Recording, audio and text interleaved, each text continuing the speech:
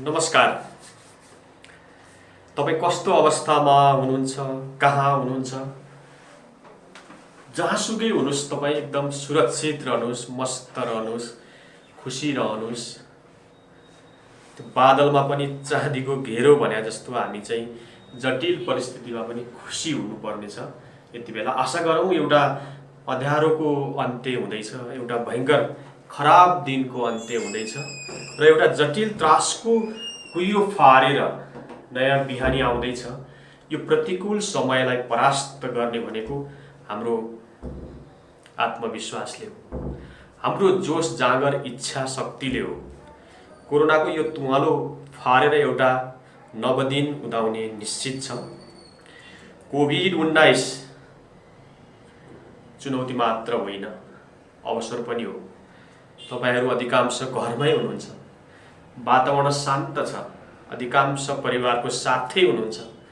तपाईले दौडादौड खास गर्नु परेको छैन, समय पहिलाभन्दा प्रशस्त छ। ल आउनुहोस्, यहाँहरूलाई मैले अघि नै अभिवादन गरेँ। शिक्षक सेवा आयोगको नेपाली विषयको अनलाइन कक्षा हो। यहाँहरूलाई हार्दिक स्वागत गर्न चाहन्छु। मेरो नाम हो डाक्टर अशोक थापा। मैले नेपाली विषयमा विद्यावारिधि अथवा यानि कि पीएचडी गरेको छु र त्रिभुवन विश्वविद्यालय कीर्तिपुर काठमाडौँमा म कार्यरत छु, प्राध्यापनरत छु। आउनुहोस्, आजको बसाइलाई फलदायी बनाऊ। तपाईँ कहाँ अमूर्त ठाउँमा हुनुहुन्छ, म यहाँ छु र पनि हामी विद्युतीय सञ्चारबाट भर्चुअल्ली भन्छ नि अहिले जोडिएका छौँ।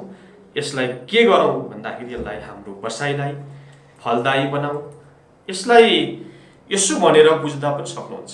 आउनुहोस्, एउटा लक्ष्यको लागि हातेमालो गरौँ।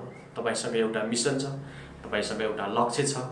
त्यो लक्ष्यमा तपाईँ पनि अलिकति हात अगाडि बढाउनुहोस्, हामी पनि हात बढाउँछौँ र हामी सँगसँगै एउटा लक्ष्यमा पुगौँ, हातेमालो गरेर सार्थक लक्ष्यमा पुगौँ भन्ने मेरो हार्दिक अनुरोध पनि छ। मित्रहरू, जहाँ हुनुहुन्छ तपाईँ टाढा हुनु हुँदैन। हामी प्रविधिबाट सँगै छौँ। यहाँनिर मैले अलिकति निवेदन गर्न चाहेँ। ल आउनुहोस्, दुःख सुखका कुराहरू साटासाट गरौँ। यहाँनिर आज हामीले शिक्षक सेवा आयोगको नेपाली विषयको निमावि र मावि पाठ्यक्रमको पुरा जानकारी, एउटा यो ओरिएन्टेसन पनि हो, जानकारी पनि हो। हामीले भनेका छौँ, तपाईहरूले बोर्डमा देख्न सक्नुहुन्छ, अभिमुखीकरण हो। अभिमुखीकरणभित्र के कुरा पर्छन् त? पाठ्यक्रममा के छ, पाठ्यक्रमले के कुराहरू राखेको छ, पाठ्यक्रमको उद्देश्य के छ, त्यो पाठ्यक्रममा आफू सफलीभूत भएर अगाडि बढ्न हामीले के गर्न सकिन्छ। आजको खास लक्ष्य भनेको जम्मा 3-4वटा कुराहरू छन्। कमेन्टमा नमस्कार सर भन्नुभएको छ, तपाईँहरू सबैलाई मेरो फेरि पनि नमस्कार छ। यो आजको हाम्रो बसाइलाई फलदायी बनाउनको लागि तपाईहरूले केही समय निकाल्नुपर्छ। हामी केही थोरै समय निकाल्छौँ र हामी एक आपसमा छलफल गर्छौँ। तपाईँ सफल शिक्षक बन्न चाहनुहुन्छ हैन? तपाईको अहिले तत्कालको लक्ष्य भनेको शिक्षा सेवा आयोग जो भइरहनु भएको छ। म आफू पनि एउटा शिक्षक हुँ र तपाईँ एउटा शिक्षक बन्न चाहनुहुन्छ, सफल शिक्षक बन्न चाहनुहुन्छ, उत्कृष्ट शिक्षक बन्न चाहनुहुन्छ र पेशागत हिसाबले मात्रै नभइकन तपाईको एउटा जीवनको करियर भन्छ नि, जीवनको एउटा पेशागत हिसाबले पनि एउटा समाजको प्रतिष्ठित जिम्मेवार मान्छे बन्न चाहनुहुन्छ। आउनुहोस्, कुरा अगाडि बढाउँ। शिक्षक सेवा आयोगले 2076 साल फागुन 20 गतेदेखि नयाँ पाठ्यक्रम ल्याएको छ। धेरैलाई थाहा पनि भइसकेको छ यो कुरा। हामी सायद यो कोभिडको चाहिँ जन्जालमा नफसेको भए यति बेला हामी धेरै अगाडि बढिसकेका हुन्थ्यौँ। हामी परीक्षा दिएर पनि साधारणतर्फको चाहिँ रिजल्टको सायद प्रतीक्षामा हुन्थ्यौँ। तर समयले हामीलाई अलिकति बाँधेको छ, समयले हामीलाई अलिकति साथ दिएको छैन। अलिकति साथ नदिएको यो समयलाई पनि फेरि अलिकति ऊर्जा, तपाईको जलिसकेको खरानीबाट पनि एउटा बिरुवा उम्रन्छ जस्तै एउटा ऊर्जा बोकेर हामी अगाडि बढ्नुको विकल्पै छैन। लडिएला, उठ्ने हो, फेरि लडिएला, फेरि उठ्ने हो, धुलो टकटक्याउने हो, फेरि उठ्ने हो। र तपाईहरु ख्याल गर्नुस्, सगरमाथाको चुचुरो देख्ने भनेको उठ्ने मान्छेले हो, सुत्ने मान्छेले देख्दैन। त्यसो भएर मैले भनिसकेको छु 2076 साल फागुन 20 गतेबाट शिक्षक सेवा आयोगले नयाँ पाठ्यक्रम लागू गरेको छ। तपाईहरु धेरैलाई जानकारी पनि छ। मैले तपाईहरुलाई पुनः स्मरण, तपाईहरुलाई फेरि त रिकल मात्रै गराएको हो मैले। यो पाठ्यक्रम एउटा साधारणतर्फको छ जो 100 पूर्णाङ्कको छ, जहाँ वस्तुगत प्रश्नहरू छन् र अर्को विषयगत प्रश्नहरू छन् जो 100 नम्बरको छ। हामी चाहिँ आज चाहिँ दोस्रो विषयगत पनि धेरै छन्। अंग्रेजी, गणित, विज्ञान, सामाजिक, अरु धेरै अर्थशास्त्र, कम्प्युटर लगायत छन्। त्यो मध्ये पनि हामी एउटा महत्त्वपूर्ण विषय नेपाली विषयको आज कुरा गरिरहेका छौं। हामी हरेक विषयका हरेक आफ्ना आफ्ना विज्ञ सरहरूले कुरा गर्नेछौँ। आजको पालो हो नेपाली विषय जो अनिवार्य विषय पनि छ। हाम्रो एउटा सामाजिक सम्पर्कको भाषा पनि हो। म तपाईमा नेपालीमै बोलिरहेको छु। हामी नेपाली हौं, हामी चाहिँ नेपाली विषयको कुरा गरिरहेका छौं। त्यसो भए यो विषयगत 100 पूर्णाङ्क, साधारण 100 पूर्णाङ्क दिइसकेपछि दिइने एउटा विषय हो। यसको पूर्णाङ्क 100 छ, मैले भनिसके। विषयगत पाठ्यक्रम नेपाली। आज हामी नेपाली विषयको त्यही 100 पूर्णाङ्कको छलफल गर्नेछौँ र निमावि र माविको पाठ्यक्रममा कहाँनिर अलिकति के छ, तालमेल मिलेको छ कि छैन, कहाँनिर यसको समानता के छ, भिन्नता के छ, अथवा माविको छुट्टै तयारी गर्नुपर्ने, निमाविको छुट्टै गर्नुपर्ने हो कि, धेरै मान्छेहरूलाई यो जिज्ञासा पनि हुन सक्छ। हामी अन्तिममा यस विषयमा पनि छलफल गर्नेछौँ। तपाईहरु एकदम जागरुक भएर लाग्नुहोस्। म कति पनि तपाईहरुसित यो समयलाई चाहिँ सदुपयोग गर्ने हिसाबले मात्रै बोल्छु। अरु दायाँ बायाँ विषयभन्दा बाहिरका कुराहरू हामी खासै आज गर्दैनौँ। हामी पाठ्यक्रमको कुरा गर्छौँ, हामी प्रश्नको मोडल नमुनाको कुरा गर्छौँ, प्रश्नलाई लेख्ने एउटा उत्तर पनि लेख्छौँ। आज हामी उत्तर कसरी लेख्ने कुरा गर्छौँ, परीक्षा लेख्दाखेरि ध्यान दिनुपर्ने कुराहरू के हुन् हामी त्यो पनि लेख्छौँ, बजारमा किताब कस्ता कस्ता छन्, हामी के गरिरहेका छौँ त्यो पनि हामी कुरा गर्छौँ। तपाईहरु चाहिँ ध्यान दिएर बस्नुहोस्। मलाई त विश्वास छ आजको हाम्रो कक्षा साँच्चै उपलब्धिमूलक हुनेछ। यस नयाँ पाठ्यक्रममा कुन कुन कुरा समावेश गरिएको छ, पहिलेको भन्दा यो नयाँ कुरा के छ यसमा, वा पहिलेकै दोहोरिएको छ, वा पाठ्यक्रमको आकार, संरचना, ढाँचा कस्तो छ, विशिष्टीकरण तालिका कस्तो छ, कसरी पढ्ने, कसरी परीक्षाको तयारी गर्ने भन्ने विषयमा आज हामी छलफल गर्नेछौँ। बढी सैद्धान्तिक अरु ज्ञान गुणका कुरा हामी गर्ने छैनौँ। बढी सैद्धान्तिक कुरा गर्ने छैनौँ। शिक्षण भनेको कला, शिक्षण भनेको कला हो र परीक्षा लेख्नु पनि कला हो। ज्ञान भन्दा महत्त्वपूर्ण कुरा कला हो। कलात्मक हिसाबले शिक्षण गर्दा शिक्षण पनि प्रभावकारी हुन्छ। कलात्मक हिसाबले परीक्षा लेख्दाखेरि परिणाम पनि राम्रो हुन्छ। म आफू नै एउटा खुला प्रतिस्पर्धामा परीक्षा दिएर अहिले मैले विश्वविद्यालयमा सेवा गरिरहेको छु। त्यसो भएर मलाई पूर्ण विश्वास छ आज हामी केही नयाँ कुरा सिक्छौँ। एउटा भने पनि आज नयाँ कुरा हामी सिक्छौँ, नयाँ कुरा गर्छौँ र त्यो नयाँ कुराले हाम्रो जीवनलाई सार्थक बनाउनको लागि पक्कै पनि काम गर्नेछ। ल आउनुहोस् सुरु गरौँ है त। यस नेपाली विषयको पाठ्यक्रममा 2 वटा खण्डहरू छन्। तपाईहरुलाई धेरै थाहा छ यो पाठ्यक्रममा चाहिँ 2 वटा खण्डहरू छन्। पहिलो खण्ड खण्ड क र खण्ड ख गरेर चाहिँ यो पाठ्यक्रमलाई छुट्याइएको छ। 50 पूर्णाङ्कको खण्ड क ले भार वहन गरेको छ भने 50 पूर्णाङ्कको खण्ड ख ले गरेको छ। यो तपाईहरुलाई जानकारी भएकै कुरालाई मैले अलिकति सम्झाएको मात्रै हो। तपाईहरु कता कता अलिकति हराए जस्तो भएको ठाउँमा चाहिँ हामी जोडिएको एउटा चौतारी हो। एउटा साझा मञ्च हो। हामी एउटा चौतारीमा बसेका छौँ। तपाईको समस्या तपाई भन्नुहुन्छ, हाम्रो समस्या हामी भन्छौँ र दुई जनाले चाहिँ एउटा लक्ष्य प्राप्तिको लागि हामी अगाडि लाग्छौँ। हामी अहिले सगरमाथा चढ्नको लागि आदर्श युगमा छौँ भन्ने सम्झनुहोस्। खण्ड क मा 5 वटा इकाइहरू छन्। हेर्नुस् है, खण्ड क मा इकाइहरू कतिवटा छन्, युनिटहरू कतिवटा छन्, 5 वटा छन् भने खण्ड ख मा पनि 5 वटा छन्। एकदम सन्तुलन मिलेको छ। खण्ड क मा 5 वटा इकाइ र खण्ड ख मा पनि 5 वटा इकाइहरू छन् गरेर टोटल दुईटैलाई एकै ठाउँ जम्मा गर्दाखेरि के रहेछ त, यस नेपाली शिक्षक सेवा आयोगको नेपाली विषयको नयाँ पाठ्यक्रममा के छ त भन्दाखेरि दुईटा गरेर 10 वटा इकाइहरू छन्। ती 10 वटा इकाइहरूमा चाहिँ के छ त भन्दाखेरि 100 पूर्णाङ्क छ र यसरी नेपाली विषयको पाठ्यक्रमका 10 वटा इकाइबाट 10 वटा प्रश्न सिधा, त्यहाँ कुनै अलमल छैन।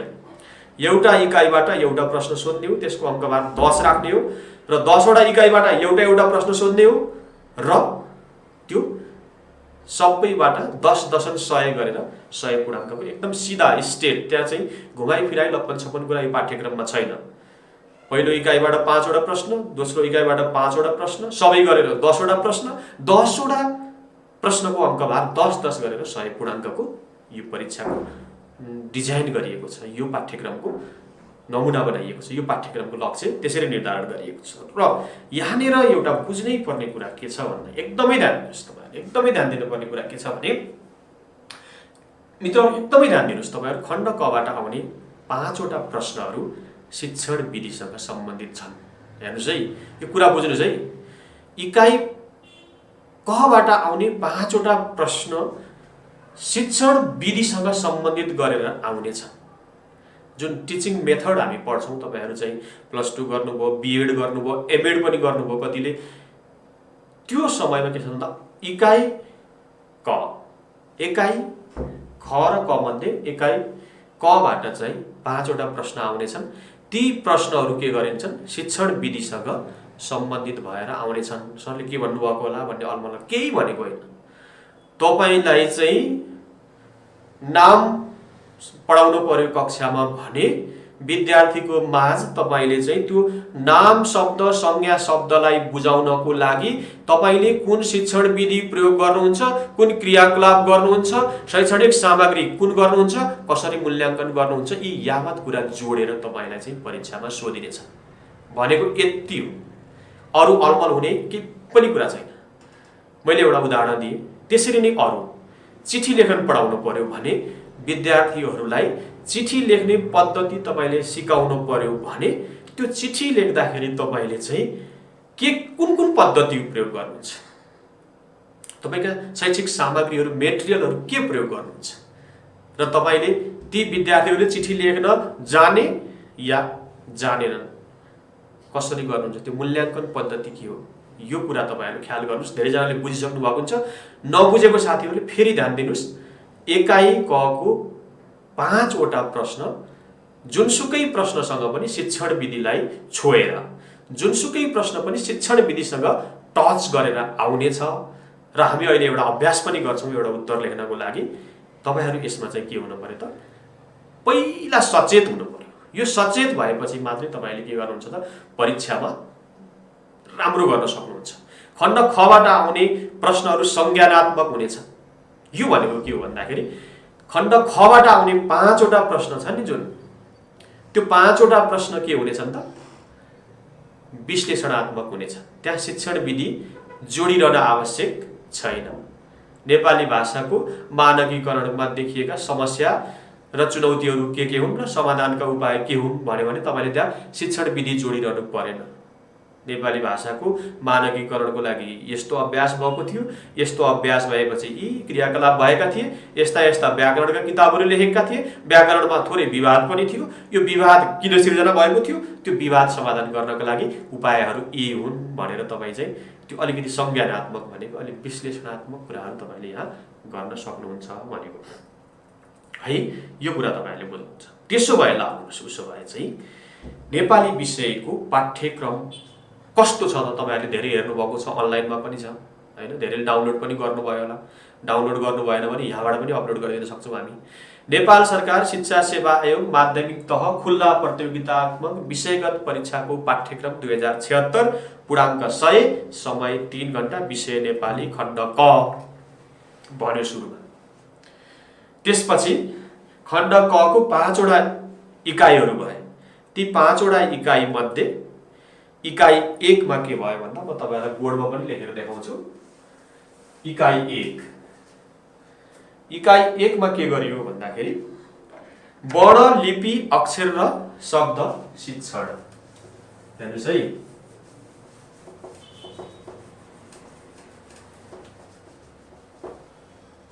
वर्ण लिपि इकाइ 1,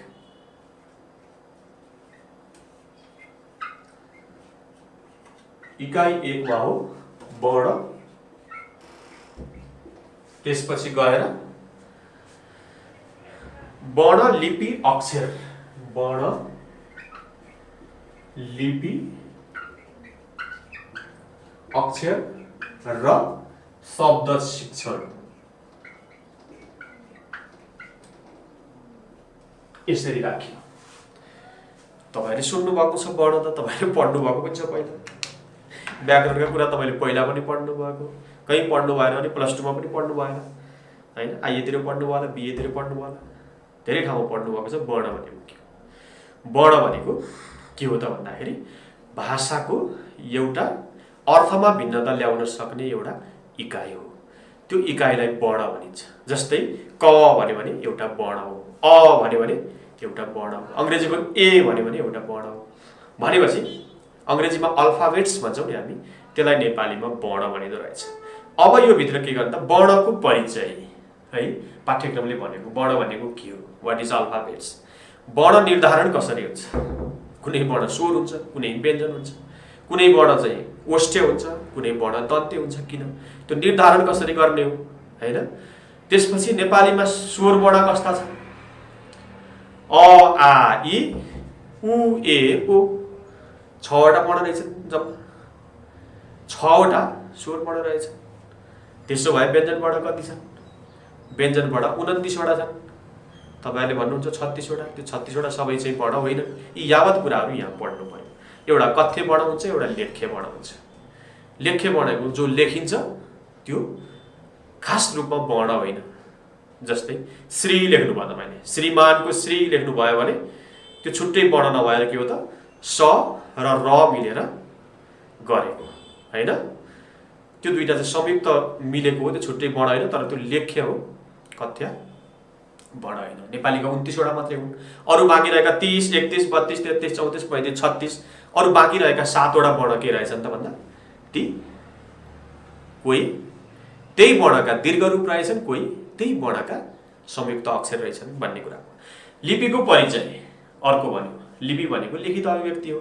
लिपि, लिपिमा लेखिन्छ। मैले यहाँ लेखेको लिपि हो, यो ब्ल्याक बोर्डमा लेखेको, मैले व्हाइट बोर्डमा लेखेको के हो? त्यो लिपि हो। लिपि आफ्नो आफ्नो हुन्छ। हाम्रो देवनागरी लिपि हो, अंग्रेजीमा लेख्नु भयो भने रोमन लिपि हो। आफ्नो आफ्नो लिपि हुँदो रहेछ। त्यसलाई चाहिँ लिखित अभिव्यक्तिलाई के भनिन्छ? लिपि भनिन्छ। लिपिका प्रकार टङ्कन, देवनागरी लिपिको प्रयोग। टङ्कन भनेको टाइप गर्ने। कम्प्युटरमा टङ्कन गर्दा अथवा टाइप गर्दाखेरि हाम्रो देवनागरी लिपि कसरी प्रयोग गरिन्छ?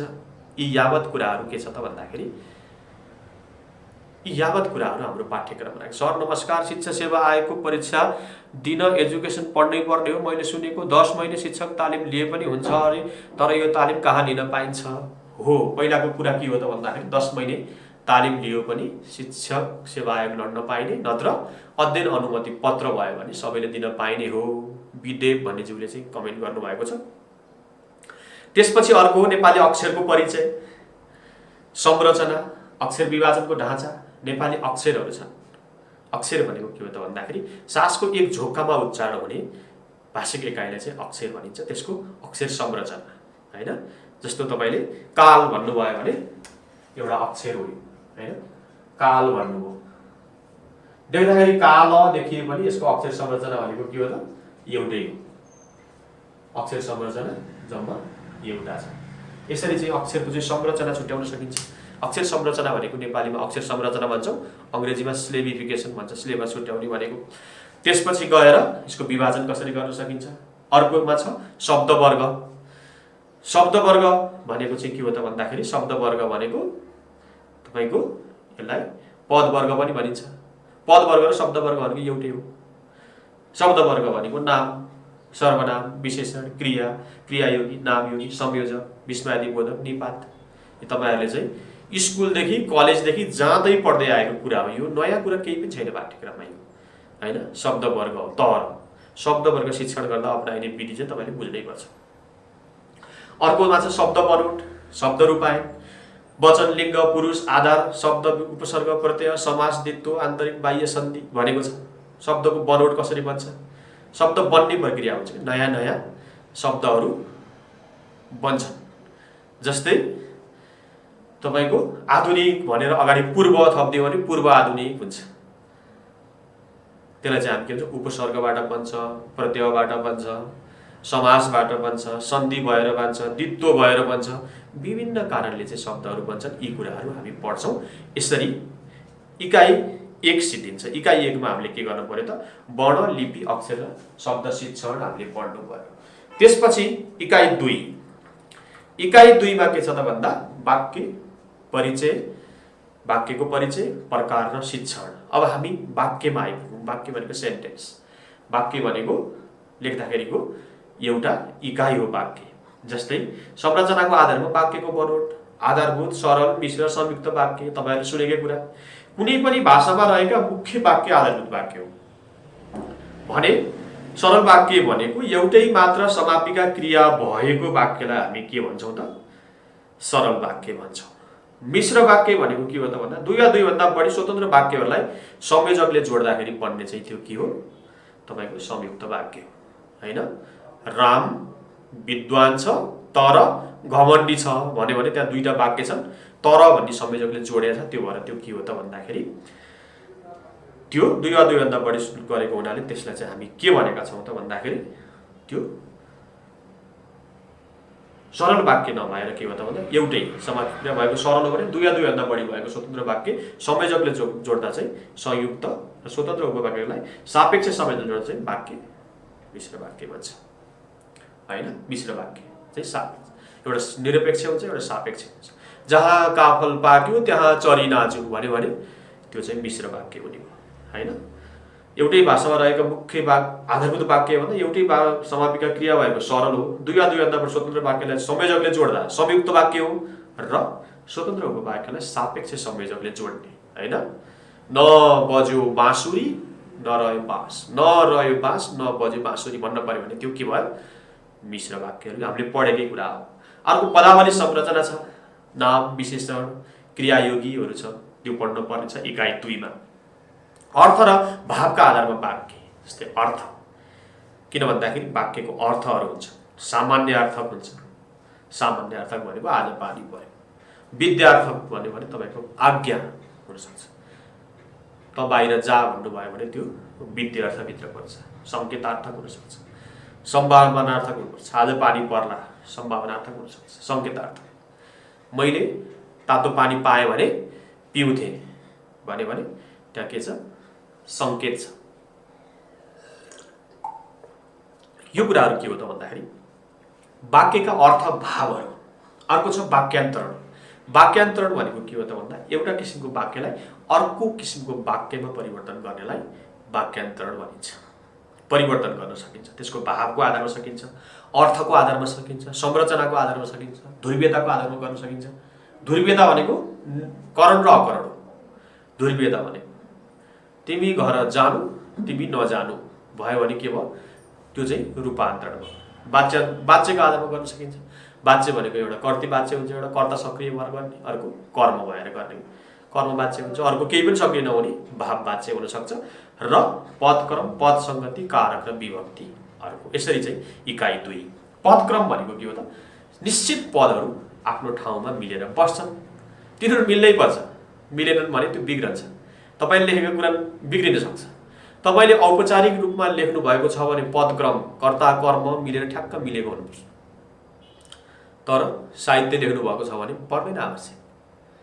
किन भन्दाखेरि साहित्यमा चाहिँ पदक्रम मिलिरहन जरुरी छैन। माया तिमीलाई गर्छु म धेरै धेरै गीत गायो सिंगरले, त्यहाँ त पद त मिलेको छैन। मायाबाट सुरु गरेछ, त्यसलाई पदक्रम मिलायो भने त माया तिमीलाई गर्छु म धेरै धेरै, त्यसको पदक्रम मिलायो भने त म तिमीलाई धेरै धेरै माया गर्छु भनेको, हैन? तर पदक्रम मिलायो भने त गीत त बन्द रहन्छ। गीत बन्नको लागि त माया तिमीलाई गर्छु म धेरै धेरै भनेपछि साहित्यमा पदक्रम मिल्नु जरुरी रहेनछ। तर तपाईले चाहिँ परीक्षा लेख्नुभयो, तपाईले औपचारिक लेख्नुभयो, तपाईले निबन्ध लेख्नुभयो भने तपाईलाई के रहेछ त भन्दाखेरि पदक्रमको आवश्यकता रहेछ। यसरी मैले तपाईलाई दुईटा इकाइ यसरी सिद्धियो। इकाइ 3। इकाइ 3 मा छ बोध अभिव्यक्ति।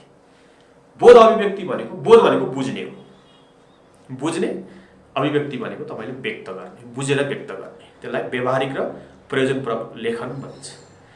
बोध भनेको बुझ्ने। तपाईले त्यो पाठ बुझ्नुहुन्छ कि बुझ्नुहुन्न, कतिको बुझ्नुभयो? विद्यार्थीले बुझ्यो कि बुझेन? बुझेन भने किन बुझेन? तपाईँ त अब सहजकर्ता हो नि त। अहिले पछि भन्छौँ हामी शिक्षक सहजकर्ता हो, सहजीकरण भन्छ। पहिलाको शिक्षक चाहिँ छडी लिएर बस्ने हो, अलि डिक्टेटर हो। अबको शिक्षक त्यस्तो होइन। अब त तपाईले बाटो देखाउने, सहजीकरण गर्ने हो। तपाईले त विद्यार्थीलाई अत्यन्त राम्रो इन्भाइरोमेन्टमा सहजीकरण गर्ने हो। त्यसो भएर बोध अभिव्यक्ति, व्यवहारिक लेखनभित्र तपाईको टिप्पणी लेखन हुनसक्छ, चिठी लेखन हुनसक्छ, निबन्ध लेखन हुनसक्छ, अरू अनुच्छेद लेखन हुनसक्छ, तपाईहरु आफै लेख्नुहुन्छ, प्रयोजनपरक लेखन हुनसक्छ। गाउँतिर चाहिँ जग्गा किनबेच हुँदाखेरि तमसुक लेखिन्छ, लिखितम धनी साहुका फलनाको नाति, फलनाको छोरा, फलनाको फलन ठाउँ बस्ने, आगे फलन ठाउँको चाहिँ अब आएन, यस्तो भाका मिलाएर लेख्नुपर्छ। त्यसको आफ्नै लेख्ने पद्धतिहरू छ। त्यो के हो? प्रयोजनपरक लेखन हो। त्यसपछि निबन्ध लेखन त हामी लेखिराखेको एसे राइटिङ। निबन्ध वस्तुपरक हुन्छ, एउटा आत्मपरक हुन्छ, हैन? तपाईले चाहिँ अब उसो गर्नुभयो, मेरो जीवनको लक्ष्य भन्नेमा निबन्ध लेख्नु पर्यो भने सुरु गर्नु पर्यो। तपाईले जहाँबाट सुरु गरे पनि हुन्छ, निबन्धको कुनै फर्म्याटै छैन। यहाँबाट कहाँबाट सुरु गर्ने भन्छ नि तपाईको चाहिँ मेरो जीवनको लक्ष्य भन्नुभयो भने सायद जीवनमा लक्ष्य नभएका मान्छे हुँदैनन् होला, निबन्ध सुरु भयो। यो के हो त? प्रयोजनपरक लेखनको एउटा नमुना हामी चाहिँ हाम्रो पाठ्यक्रममा छ। हामीले पहिला निबन्ध लेखन बुझ्नु पर्यो। र तपाईं त शिक्षक हुन जाँदै हुनुहुन्छ, तपाईले विद्यार्थीलाई निबन्ध लेखन कसरी पढाउनुहुन्छ, कुन विधिबाट पढाउनुहुन्छ, सामग्री के प्रयोग गर्नुहुन्छ, कसरी मूल्याङ्कन गर्नुहुन्छ, विद्यार्थीलाई सक्षम कसरी बनाउनुहुन्छ, यी यावत कुराहरू पाठ्यक्रममा चाहिँ तपाईँ डुब्न भएन। त्यहाँ चाहिँ तपाईँ म शिक्षक भनेर मात्रै बस्न भएन, मैले विद्यार्थीलाई के गर्नुपर्छ, सहजीकरण गर्नुपर्छ भन्ने कुरा नि बुझ्नु पर्यो। अर्को छ भाषिक सम्पादन। सबैको भाषा राम्रो हुँदैन, तपाईले लेखेको गडबड हुन सक्छ, मैले लेखेको गडबड हुन सक्छ। अब के गर्नु पर्यो? सम्पादन गर्नु पर्यो, एडिट गर्नु पर्यो, मिलाउनु पर्यो, ह्रस्व दीर्घ मिलाउनु पर्यो, वाक्य मिलाउनु पर्यो, बिग्रिएको भाषालाई के गर्नु पर्यो? मिलाउनु पर्यो। त्यसलाई भाषिक सम्पादन कला भनेको छ। प्रुफ रिडिङै भनेको छ, पाठ सम्पादन भनेको छ। भाषा र विषयवस्तु सच्याउने कार्यलाई भाषिक सम्पादन भनिन्छ। बिग्रेकोलाई मिलाउने, कुनै लेख रचनालाई शुद्ध पार्ने काम प्रुफ रिड हो। पत्रिका पनि गरिन्छ। तपाईले केही कुरा लेख्नुभयो, कहिले बिग्रिन्छ, कहिले के बिग्रिन्छ, कहिले के बिग्रिन्छ, कहिले शब्द बिग्रिन्छ, कहिले ह्रस्व दीर्घ दिगदार छ। नेपालीमा झन् समस्या भइसक्यो। यति धेरै समस्या अहिले नेपालीमा छ। सर अङ्ग्रेजी पनि ठिक छ, नेपाली त दिक्क लाग्यो। म काठमाडौँमा बसेर पढाउँछु, अलि योदेखि अलि माथिसम्म पढाउँछु। धेरै ठाउँ समस्या छ। के समस्या छ भन्दा मलाई नेपाली लेख्न गाह्रो भयो सर, बरु अङ्ग्रेजी भइदियो हुन्थ्यो भन्ने आइसक्यो। किन भन्दाखेरि भाषामा देखिने त्रुटि, व्याकरणिक त्रुटि, शाब्दिक त्रुटि, वाक्यगत त्रुटि, अर्थको अनर्थ लाग्ने त्रुटि, किन भन्दाखेरि हाम्रो भाषा त त्यस्तो खालको छ नि त। त्यो खालको हिसाबले के छ, पाठ सम्पादन गर्नुपर्ने, प्रुफ रिडिङ गर्नुपर्ने, भाषा सम्पादन गर्नुपर्ने कुराहरू छ। मैले इकाइ 3 सम्म भने तपाईहरु चाहिँ कहाँ हुनुहुन्छ ननिदाउनुस् प्लिज, सुन्नुस्, सुनिरहनु भएको होला। तपाईहरु अझै 1 घण्टा मलाई साथ दिनुस्, हामी राम्रा कुरा गर्नेछौँ आज। र धेरै साथीहरूले सोध्नु भएको छ अरु विषय पनि हो कि नेपाली मात्रै भन्नु भएको छ। मैले नेपाली विषय पढाउँछु, मेरा अरु साथीहरूले अंग्रेजी विषय पढाउनुहुन्छ, अरु आफ्नो आफ्नो विषय पढाउनुहुन्छ। त्यसो भएर यहाँबाट सबै विषयको कक्षाहरू सञ्चालन हुँदैछ। इंग्लिशको पढाइ हुँदैछ, विज्ञानको पढाइ हुँदैछ, अरु यावत शिक्षक सेवाको सबै कुराहरू म उभिएकै स्टुडियोबाट, मेरो अगाडि एउटा क्यामेरा छ, यो क्यामेराको अगाडिबाट धेरै चीजहरू पढाइ हुँदैछ है।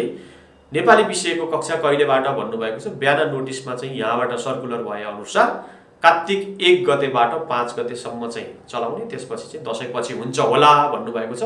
तपाईहरुले त्यहाँ नम्बर दिनुभएको छ, यहाँको चाहिँ आधिकारिक व्यक्ति डाइरेक्टरले, उहाँसँग सम्पर्क गर्नु होला। म तपाईहरुलाई खाली यहाँबाट सहजीकरण गरिरहनु रहेको छु। त्यसो भएर इकाइ 3 को अन्तिममा भाषिक सम्पादन, भाषा र विषयवस्तु सच्याउने कार्यलाई भाषिक सम्पादन भनिन्छ। कुनै लेख रचनालाई शुद्ध पार्ने काम प्रुफ रिड हो। लिखित सामग्रीलाई पठन योग्य बनाउने काम पाठ सम्पादन, बिग्रेको चीजलाई बनाउने भने मिलाउने है। यसरी इकाइ 3 यस्तो खालको छ। इकाइ 4 अब रमाइलो आएछ। इकाइ 4 साहित्यिक विधा व्याकरण भाषिक सिप शिक्षण विधि अध्यापन योजना आयो। अब साहित्य त तपाईँहरूलाई मन परिहाल्छ। साहित्य लेख्नुहुन्छ, बट्याउनुहुन्छ, गाउनुहुन्छ, सुन्नुहुन्छ, गीत गाउनुहुन्छ, धेरै कुरा गर्नुहुन्छ होइन। अस्ति भर्खर माधव घिमिरे मर्नुभयो, धेरै बित्नुभयो उहाँ, धेरै कविताहरू उहाँको सुन्न पाइयो होइन। यी रोए पनि सुख छैन यिनले सम्झे कि आमा भने, यी हाँसे पनि सुख छैन मनमा बिर्से कि आमा भने। यस्तो कविता लेख्ने मान्छे हुनुहुन्थ्यो। धेरै साहित्यिक विधाहरू मनपर्छ। कथा पढ्दा पढ्दै मान्छेहरू रुन्छन्, निबन्ध पढ्दा पढ्दै मान्छे डुब्छन् बेसरी साहित्यमा। गीत सुन्दा सुन्दै तपाईँको रिपिट गरी 50 पटक सुन्छ मान्छेले साहित्यिक विधाको अध्ययन। त्यसो भए ती साहित्यिक विधाहरू कसरी चाहिँ बच्चाहरूलाई पढाउने? इच्छा यो छ महेश अन्तिम जसै त्यो मृत्यु सैयाजले, मेरो रक्त सुकाउला म गरौँला अन्योल भई छटपटी भनेर चाहिँ बालगिन समले भन्छ। साहित्यिक विधा 4वटा हुन्छ जहिले। कविता, नाटक, कथा उपन्यास, निबन्ध। कथा उपन्यासलाई आख्यानभित्र राखिन्छ, एउटैभित्र राखिन्छ। यसरी के छ त भन्दाखेरि यी विभिन्न खालका चाहिँ साहित्यिक विधाहरूको अध्ययन, साहित्यिक विधा शिक्षणको परिचय, आवश्यकता, प्रयोजन। बच्चाहरूलाई साहित्य किन पढाउने? साहित्य पढायो भने उनीहरूलाई साहित्यको माध्यमबाट उनीहरूलाई चाहिँ भाषा सिकाउने। भाषाको 4वटा सिप हुन्छ। पढाइ, लेखाइ, सुनाइ, बोलाइ 4वटा सिप बच्चाहरूलाई बुझाउनको लागि साहित्य पढाउनै पर्छ। धेरै कल्पनाशील बनाउनको लागि साहित्य बुझाउनै पर्छ। साहित्यको धेरै उपयोगिता छ। साहित्य मनोरञ्जन मात्रै होइन, साहित्य भनेको समाजको ऐना, हामी त्यसै भनेका छौँ। समाजलाई मार्गनिर्देश गर्ने एउटा साधन पनि हो साहित्य। त्यसो भएर साहित्य शिक्षण गर्नु आवश्यक छ। त्योभित्र कथा, तपाईँहरू कथा पढ्नुहुन्छ, पारिजातको कथा छ, मैले नजन्माएको छोरो, धेरै प्रसिद्ध कथाहरू छ। छापामारको छोरो, कथाहरू, धेरै कथाहरू। विश्वेश्वर प्रसाद कैरलको दोषी चस्मा, त्यसपछि गएर श्वेत भैरवी जस्ता कथाहरू छ।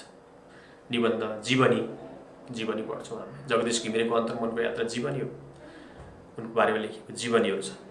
नेपाली व्याकरण शिक्षण, व्याकरण किन शिक्षण गराउने, कसरी शिक्षण गराउने, त्यो कुराहरू किन पढाउने? व्याकरण भनेको संविधान हो क्या, तपाईँहरू झुक्किने आवश्यकै छैन।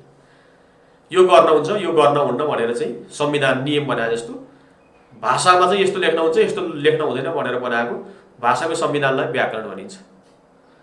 तपाईँले सिधा अर्थमा बुझे भइहाल्छ है। यसरी के भयो त भन्दाखेरि व्याकरण शिक्षण, भाषा शिक्षणका कुराहरू हामीले बच्चाहरूलाई पढाउन छ। पहिला हामीले आफू बुझ्नु छ र बच्चाहरूलाई पढाइसकेपछि उनीहरूलाई चाहिँ भोलि यो देशको कर्णधारहरू, यो देश बनाउने बच्चाहरूलाई चाहिँ हामीले साहित्य शिक्षण गराउन पर्नेछ। भाषिक शिक्षणको प्रयोजन के हो, उद्देश्य के हो, शिक्षण विधि के हो? थुप्रै विधिहरू छ। आगमन विधि हो कि निगमन विधि हो कि के लगाउने हो तपाईँले?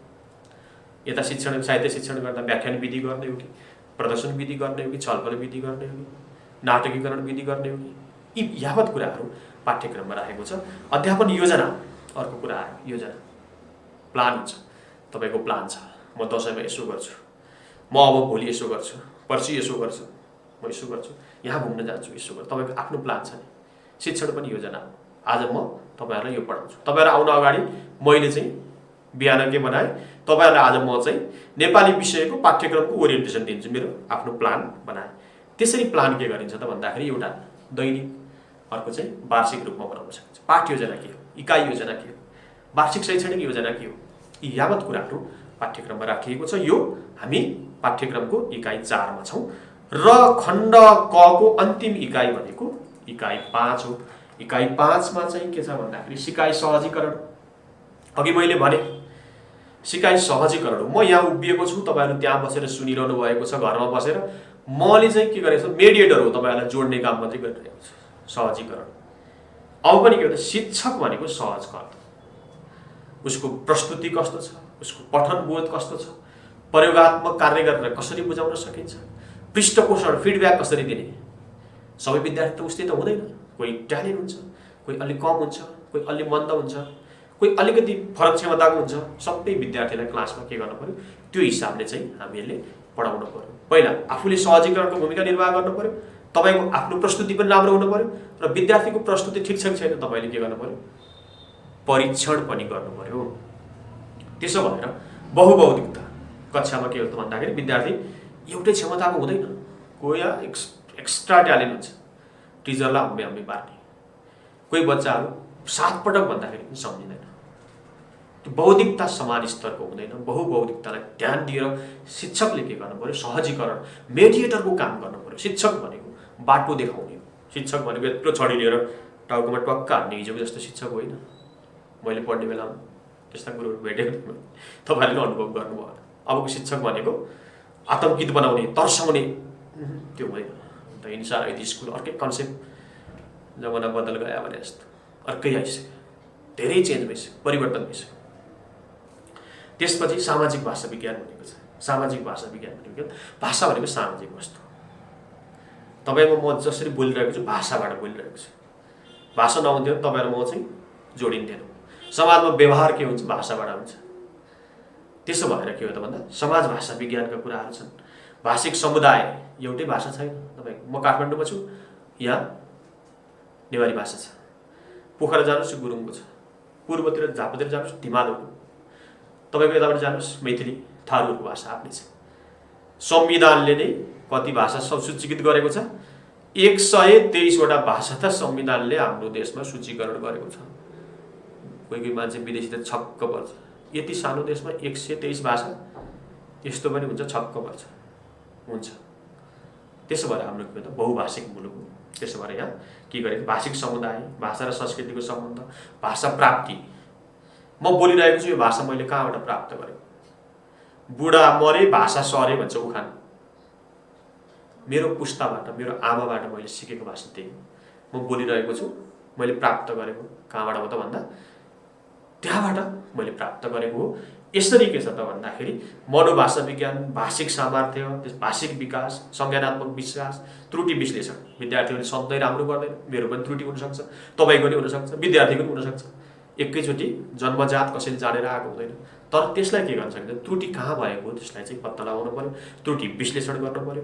त्यसको चाहिँ कहाँनिर भेरिएसन हो, व्यतिरेकी कहाँनिर हो, त्यसको त्यो विश्लेषण गरेर के गर्नु पर्यो, त्रुटि पत्ता लगाएर बाटो देखाउनु पर्यो, त्रुटि पत्ता लगाएर सुधार्नु पर्यो, सच्याउनु पर्यो, सही मार्गमा देखाउनु पर्यो। यसरी मैले चाहिँ तपाईँहरूको अगाडिका 5वटा इकाइ सरसरी भने। यहाँ तपाईँहरूलाई केही कन्फ्युजन छ भने प्लिज टेक्स्टमा तपाईँहरूले पठाउन सक्नुहुन्छ। तपाईँहरूले त्यहाँ चाहिँ मैले खालि के भनेको छु, पाठ्यक्रमको ढाँचा यस्तो छ। यो पाठ्यक्रम खासै तपाईँहरू आत्तिनु पर्ने खालको छैन, तर पढ्नु चाहिँ पर्छ। धेरै साथीहरूले भन्नुहुन्छ मलाई कति घन्टा पढ्ने सर?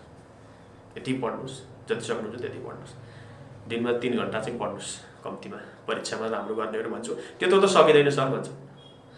त्यसो भए के गर्नुहोस् त, ल तपाईँलाई आधी घन्टा छुट, 2.5 घन्टा पढ्नुहोस् भनेर चाहिँ पढ्ने यति भन्ने नै छैन। तपाईँ जति जाँगर चल्छ त्यति पढ्नुहोस्। पढ्दाखेरि पद्धति मिलाएर पढ्नुहोस्। एक सिट विज्ञापन भयो भने त्यो हाम्रै लाग्यो भनेर पढ्नुहोस् है। के गर्नु पर्यो त भन्दाखेरि त्यसरी लाग्नु पर्यो। अब मैले नेपाली विषयको पाठ्यक्रमको खण्ड कको 5वटा इकाइमा भएका शीर्षक उपशीर्षकको सामान्य जानकारी तपाईँहरूलाई जानकारी गराएँ। अब म खण्ड खमा जान्छु, किन भन्दा हामीसँग समयले हामीलाई पर्खिँदैन। खण्ड खमा के छ त भन्दाखेरि इकाइ 6। इकाइ 6मा नेपाली भाषा कोश र शब्द भण्डारको अध्ययन भन्ने छ है।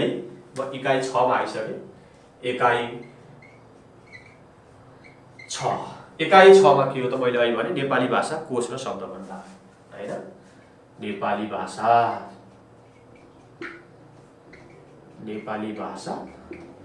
कोश भनेको डिक्सनरी हो र शब्द भण्डार।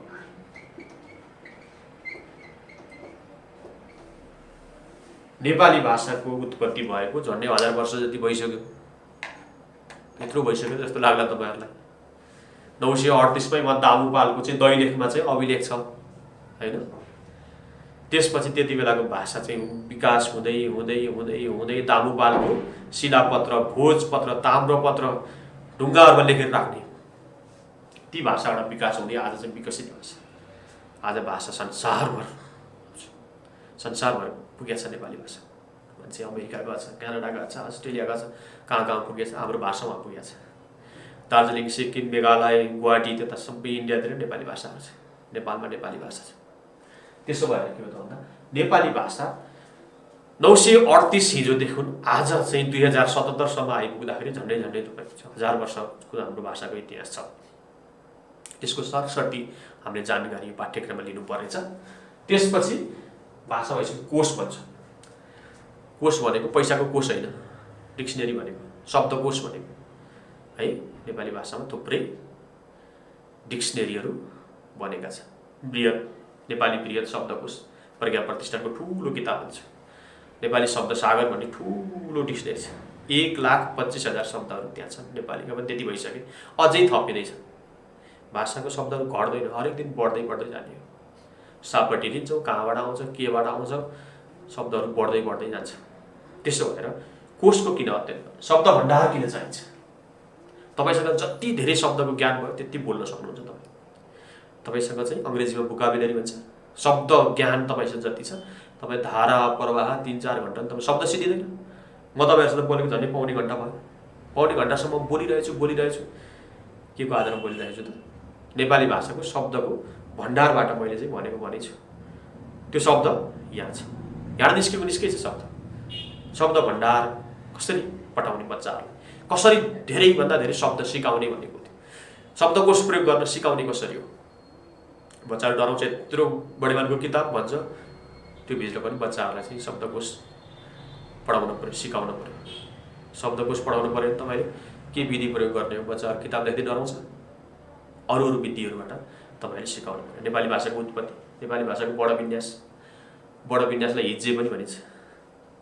नेपाली लेख्दाखेरि मैले चाहिँ यहाँ ली दीर्घ लेखेँ, किन लेखेँ? त्यो हिज्जे हो। किन भन्दा नेपालमा चाहिँ दीर्घ ई पर्दै रहेछ, नेपाली बन्दो रहेछ, त्यसको नियम छ। त्यसो भएर बड विन्यास भनेको बडाइहरूको रकमको ठिक्क मिलाएर राख्नुपर्छ। ठिक्क मिलाएर राखेन भने मिल्दैन, पटक्कै मिल्दैन। म तपाईँलाई एउटा वाक्य देखाउँछु। मैले अमिलो भैँसीको दही खाने, के हो? हेर्नुहोस् त वाक्य, मैले अमिलो भैँसीको दही खाने, के हो? बड विन्यास नमिलेको, मिलेन। मैले, ठिक छ, यो 1 होइन, 2 मैले अमिलो भैँसीको होइन, मैले भैँसीको अमिलो दही खाने, यस्तो हुनुपर्ने रहेछ। यही हो बड विन्यास भनेको। सर कहिलेबाट कक्षा सुरु हुन्छ भन्नुहोस्? कार्तिक 1 गतेबाट सुरु हुन्छ। बालकुमारी भण्डारीजीले सोध्नु भएको छ कहिलेबाट कक्षा सुरु हुन्छ? 1 गतेबाट सुरु हुन्छ। यही सुरु हुन्छ, हामी यही छलफल गर्छौँ र तपाईँहरू चाहिँ मैले यताबाट भनिरहने तपाईँले सुन्ने मात्रै होइन। तपाईँहरूले लेखेर पठाएको कुरा हामी एउटा इमेल विकास गर्दैछौँ। तपाईँले लेखेर पठाउनुहुन्छ, लेखेर स्क्यान गरेर फोटो खिचेर पठाउनुहुन्छ, यहाँबाट चेक हुन्छ, चेक भएपछि तपाईँको पुग्छ, त्यसको ग्यारेन्टी म लिन्छु। यसरी के हो त भन्दाखेरि हामी समय मात्रै बर्बाद गर्ने होइन। तपाईँहरू आउनुहोस्, जोडिनुहोस्, कक्षा लिउँ, तपाईँहरू अभ्यास गर्नुहोस्, पहिला आएको प्रश्नहरू राख्नुहोस्, लेख्नुहोस्, यति लेख्नुहोस् कि कापी सिद्धियोस्। लेख्नुहोस्, कलमको मसी सिद्धियोस् मतलब छैन, अर्को फेर्ने हो। जति लेखिन्छ त्यति राम्रो छ। तपाईँहरू लेखेर पठाउनुहोस्, हामी चेक गर्छौँ। किन भन्दाखेरि विश्वविद्यालयमा हामीले अलिकति परीक्षा चलाएको अनुभव पनि छ, त्यो हिसाबले हामी कुरा गर्छौँ। त्यसो भएर तपाईँहरूले के गर्नु पर्दैन भन्दाखेरि यावत कुराहरू गरेर यो पटक चाहिँ त कोरोना आइज न त कोरोना आइज हामीलाई मतलब छैन, तर यो पटक चाहिँ हामी नेपाल सरकारको सरकारी जागिर खारेज गर्छौँ। हामी डराउँदैनौँ। कोरोना आउँछ हामी लड्छौँ, त्यसो लड्नुको विकल्प छैन। काठमाडौँमा यतिका बढिरहेका छन् कोरोना, हामी यहाँ बसिरहेछौँ, हिँडिरहेछौँ, लडिरहेछौँ, लड्ने हो, अब उपाय छैन। डराएर घर बस्यो भने झन् गाह्रो हुन्छ। कोरोना आउँदै गर्छ, लड्ने हो, आफ्नो परीक्षा राम्रो गर्ने हो, घरमा बस्न पाइएको छ, इन्टरनेट छ, मजाले पढ्ने हो, परीक्षामा स्वाट्ट नाम निकाल्ने हो। अरू हामी चाहिँ फर्केर दायाँ फर्केर हेर्दैनौँ, हामीहरू त्यसरी अगाडि बढ्न पर्यो। यसरी के गरिएको छ त भन्दाखेरि इकाइ 6 मा व्याकरणको कुराहरू गरिएको छ। त्यसपछि बड विन्यासपछि व्याकरण शिक्षण कसरी गराउने? व्याकरण शिक्षणभित्र अर्थ विज्ञान, अर्थ भनेको भाषाको अर्थ हुन्छ। भाषाको अर्थको वैज्ञानिक अध्ययन गर्ने विज्ञानलाई अर्थविज्ञान भनिन्छ। अर्थको परिचय, प्रकार, आर्थिक परिवर्तन, भाषिक परिवर्तन। भाषा परिवर्तन हुन्छ। आज भएको भाषा भोलि रहँदैन। एक दिन नारद सत्यलोक पुगी गया, लोकको गरौँ हित भनी लेखे त भानुभक्तले। अब उनले जस्तो चाहिँ त्यो एक दिन नारद सत्यलोक पुगी गया, त्यो भाषा परिवर्तन भयो। त्यति बेलाको भाषा त्यस्तो थियो। अहिलेको भाषा झन् परिवर्तन हुँदै गयो। परिवर्तन त हुँदै हुँदै गएको छ, परिवर्तन हुँदा हुँदा विकृत भएर सुनिन सक्ने भाषा। त्यो कुरामा पनि हामी सचेत हुनुपर्छ। यसरी खण्ड खको इकाइ 6 यस्ता खालका कुराहरू राखिएको छ। इकाइ 7 मा साहित्य शास्त्र। यो महत्त्वपूर्ण कुरा छ। साहित्य शास्त्र भनेको के हो त भन्दा साहित्य लेख्ने एउटा विधि पद्धति छ। कविता लेख्ने एउटा विधि छ। त्यो विधि कसरी लेख्ने? साहित्य शास्त्र, लोक साहित्य, पूर्वीय साहित्य शास्त्र, शब्द शक्ति, शब्दको शक्ति छ। त्यही शब्द भन्दाखेरि तपाईँ रिसाउनुहुन्छ, त्यही शब्द भन्यो भने तपाईँ खुसी हुनुहुन्छ। किन? शब्दभित्र त्यो शक्ति छ। एकजना बटुवाले चाहिँ मकै पोल्दै गरेको एकजना आमालाई बाटोमा भेटेछ। त्यसपछि त्यो माथिको केटाले के भनेछ भन्दा यो मकै पोल्ने आमा त मेरो बाबुको स्वास्नी जस्तै छ भन्ने छ। ती आमाले चाहिँ झट्टी लिएर लगेछ। अर्को बटुवा आएछ, आमा तपाईँ त यस्तो गर्मीमा मकै पोल्दै हुनुहुँदो रहेछ, तपाईँ यसरी मकै पोलिरहँदाखेरि त म मेरो आमाकै याद आउँछ। मेरो आमाले यस्तै दुःख गरेर मलाई पढाउनु भएको थियो। कहाँ बस्नुहुन्छ आमा? के गर्नुहुन्छ? तपाईँलाई देखेर त म एकदमै भावुक भएँ। मेरो आमा बितेको पनि 10 वर्ष भयो। तपाईँको अनुहार त मेरो आमाको सँगै मिल्दो रहेछ भन्यो। ल बस्नु बाबु भनेर आमाले चाहिँ मकै पोलेर खाएर दिइन्। भनेपछि के रहेछ त? अघिल्लो माथिको केटालाई झट्टी हान्ने, पछिल्लो चाहिँ सित्तैमा मकै किन खुवाइयो त भन्दाखेरि त्यो शब्दको शक्ति हो। त्यो शब्दभित्र त्यस्तै मिठोपन पनि छ, नमिठोपन पनि छ, सद्वचन पनि छ, दुर्वचन पनि छ, नराम्रो गाली गर्ने शब्दहरू पनि छन्, राम्रा शब्दहरू पनि छन्। शब्द शक्ति भनेको त्यो। त्यसको धेरै खालको अर्थहरू हुन्छ।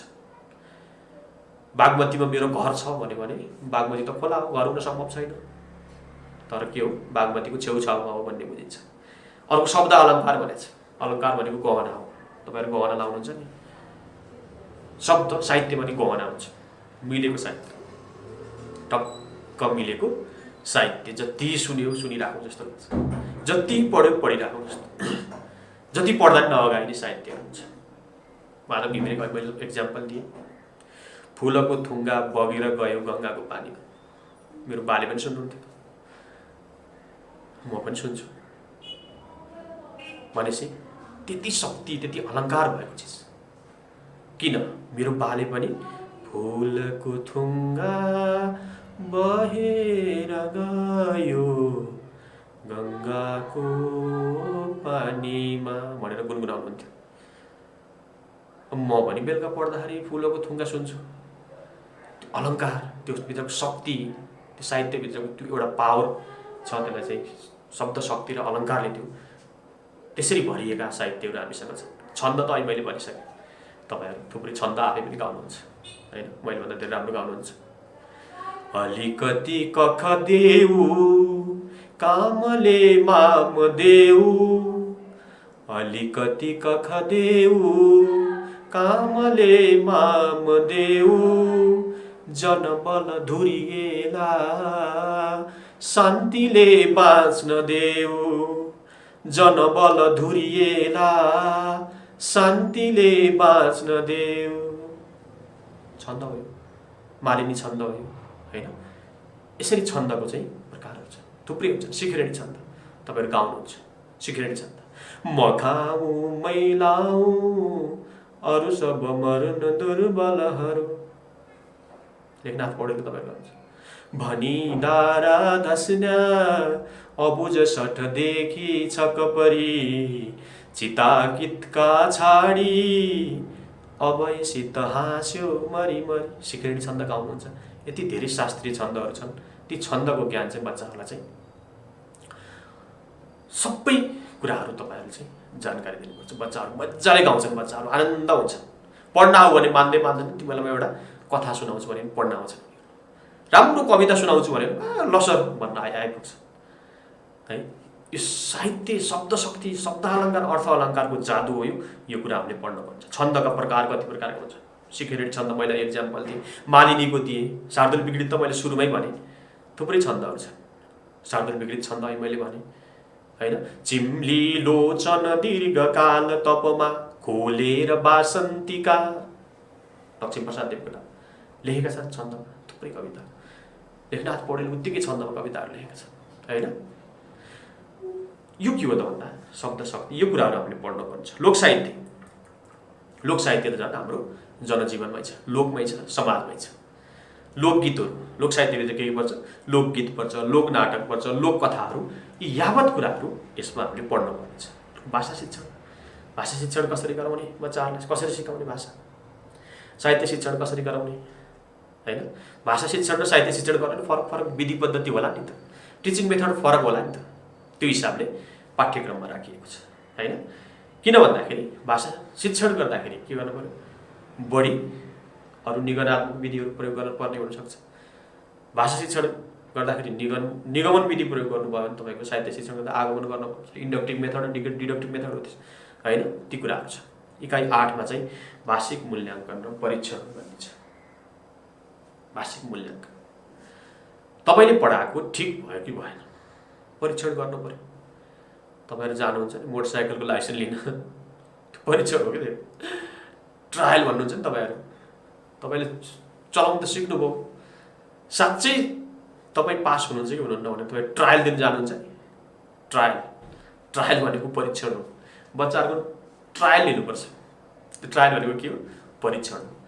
हामीले पढाएको बच्चाहरूले भाषा राम्रोसँग जाने कि जानेनन्, भाषाका चाहिँ सुनाई, बोलाइ, पढाइ, लेखाइ जस्ता चिजहरू उनीहरूले पाए कि पाएनन्। पाए भने कसरी पाएनन् भने कहाँनिर हाम्रो कमी कमजोरी हो। एउटा विद्यार्थी फेल हुँदा त टिचर पास हुँदैन, टिचर पनि सँगसँगै फेल भएको हुन्छ। यी कुराहरू के गर्नुपर्छ, परीक्षण गर्नुपर्छ, टेस्ट गर्नुपर्छ। टेस्ट गर्ने थुप्रै पद्धतिहरू छ, जाँच लिनुपर्छ, ट्रायल लिनुपर्छ, जाँच पनि ट्रायल हो होइन। त्यसो भएर के भनेको छ भन्दाखेरि भाषिक मूल्याङ्कन र परीक्षण भनेको छ। भाषिक मूल्याङ्कनभित्र भाषिक मूल्याङ्कन भनेको के हो, भाषा सिकाइ पक्षी लक्ष्य प्राप्ति भयो कि भएन भनेर भाषिक मूल्याङ्कन गरिन्छ। राखिएको निर्दिष्ट लक्ष्य गोल त्यो पुरा भयो कि भएन भनेर के गरिन्छ, एउटा लक्ष्य राखिन्छ। त्यो लक्ष्य अनुसार भयो कि भएन भनेर के गरिन्छ, परीक्षण गरिन्छ। त्यो परीक्षणलाई भनेको यसरी के छ त भन्दाखेरि भाषिक मूल्याङ्कनको परिचय के हो, त्यसको युटिलिटी उपयोगिता के हो, त्यसको मेथड विधि के हो, यी कुराहरू हाम्रो पाठ्यक्रममा राखिएको छ। यसलाई चाहिँ हामीले के गर्नुपर्छ, बुझ्नुपर्नेछ। हामी इकाइ 6 मा छौँ नि, अब हामीले शिक्षणतिर जोडेर लेख्नु पर्ने छैन कि यो चाहिँ के छ, संज्ञानात्मक भनेछ, विश्लेषण गर्ने हो। विधिहरू के छन्, पद्धतिहरू के छन्, कसरी निष्कर्ष पुगिन्छ, कहाँ कहाँ कमी कमजोरी हुन्छ, यावत कुराहरू छ। संज्ञानात्मक भनेको अलि बौद्धिक पाराले विश्लेषण गर्ने चाहिँ। अब प्रश्न पनि त्यसरी नै आउने कुरा हो। तपाईँको प्रश्नपत्र निर्माण गर्दा ध्यान दिनुपर्ने कुराहरू के हुन्, प्रश्नपत्र निर्माणमा ब्लुम्स टेक्सोनोमीको प्रयोग कसरी गरेका छन्, ब्लुम्सले के भनेका छन् भनेर तपाईँलाई सिधै सोधिदिन सक्छ होइन। भाषिक परीक्षण, अब प्रश्नपत्र बनाउनु पर्यो, क्वेसन बनाउनु पर्यो। तपाईँहरूलाई प्रश्नपत्र आउँछ, तपाईँहरू परीक्षा पास गरेर आउनुभयो, त्यो के हो, प्रश्नपत्र। प्रश्नपत्र भनेको के हो, परीक्षण गर्ने एउटा टुल हो, त्यो एउटा हतियार हो, मूल्याङ्कन गर्ने एउटा आधार हो। प्रश्नका प्रकार हुन्छन्। तपाईँहरूको साधारणतर्फको विषयमा बहुवैकल्पिक प्रश्न आउँछ, ठिक लाउने, गोलो लाउने, बहुवैकल्पिक मल्टिपल चोइस। अब्जेक्टिभ के भनेर बुझ्नुहुन्छ, तर विषयगतमा चाहिँ वस्तुगत प्रश्न आउँदैन। उतापट्टि वस्तुगत आउने भयो अब्जेक्टिभ, यतापट्टि सबै के आउने भयो, लेख्नुपर्ने आउने भयो। 10 वटा प्रश्न, 10-10 नम्बरको, 10-10 100, सजिलो छ, सिधा क्लियर छ। 10 वटा इकाइ, 10 वटा प्रश्न, 10-10 नम्बर, डन। केही कहीँ कन्फ्युजन पनि छैन। प्रश्नका प्रकार, विशिष्टीकरण तालिका। विशिष्टीकरण तालिका भनेको स्पेसिफाई भनिदिनु पर्यो।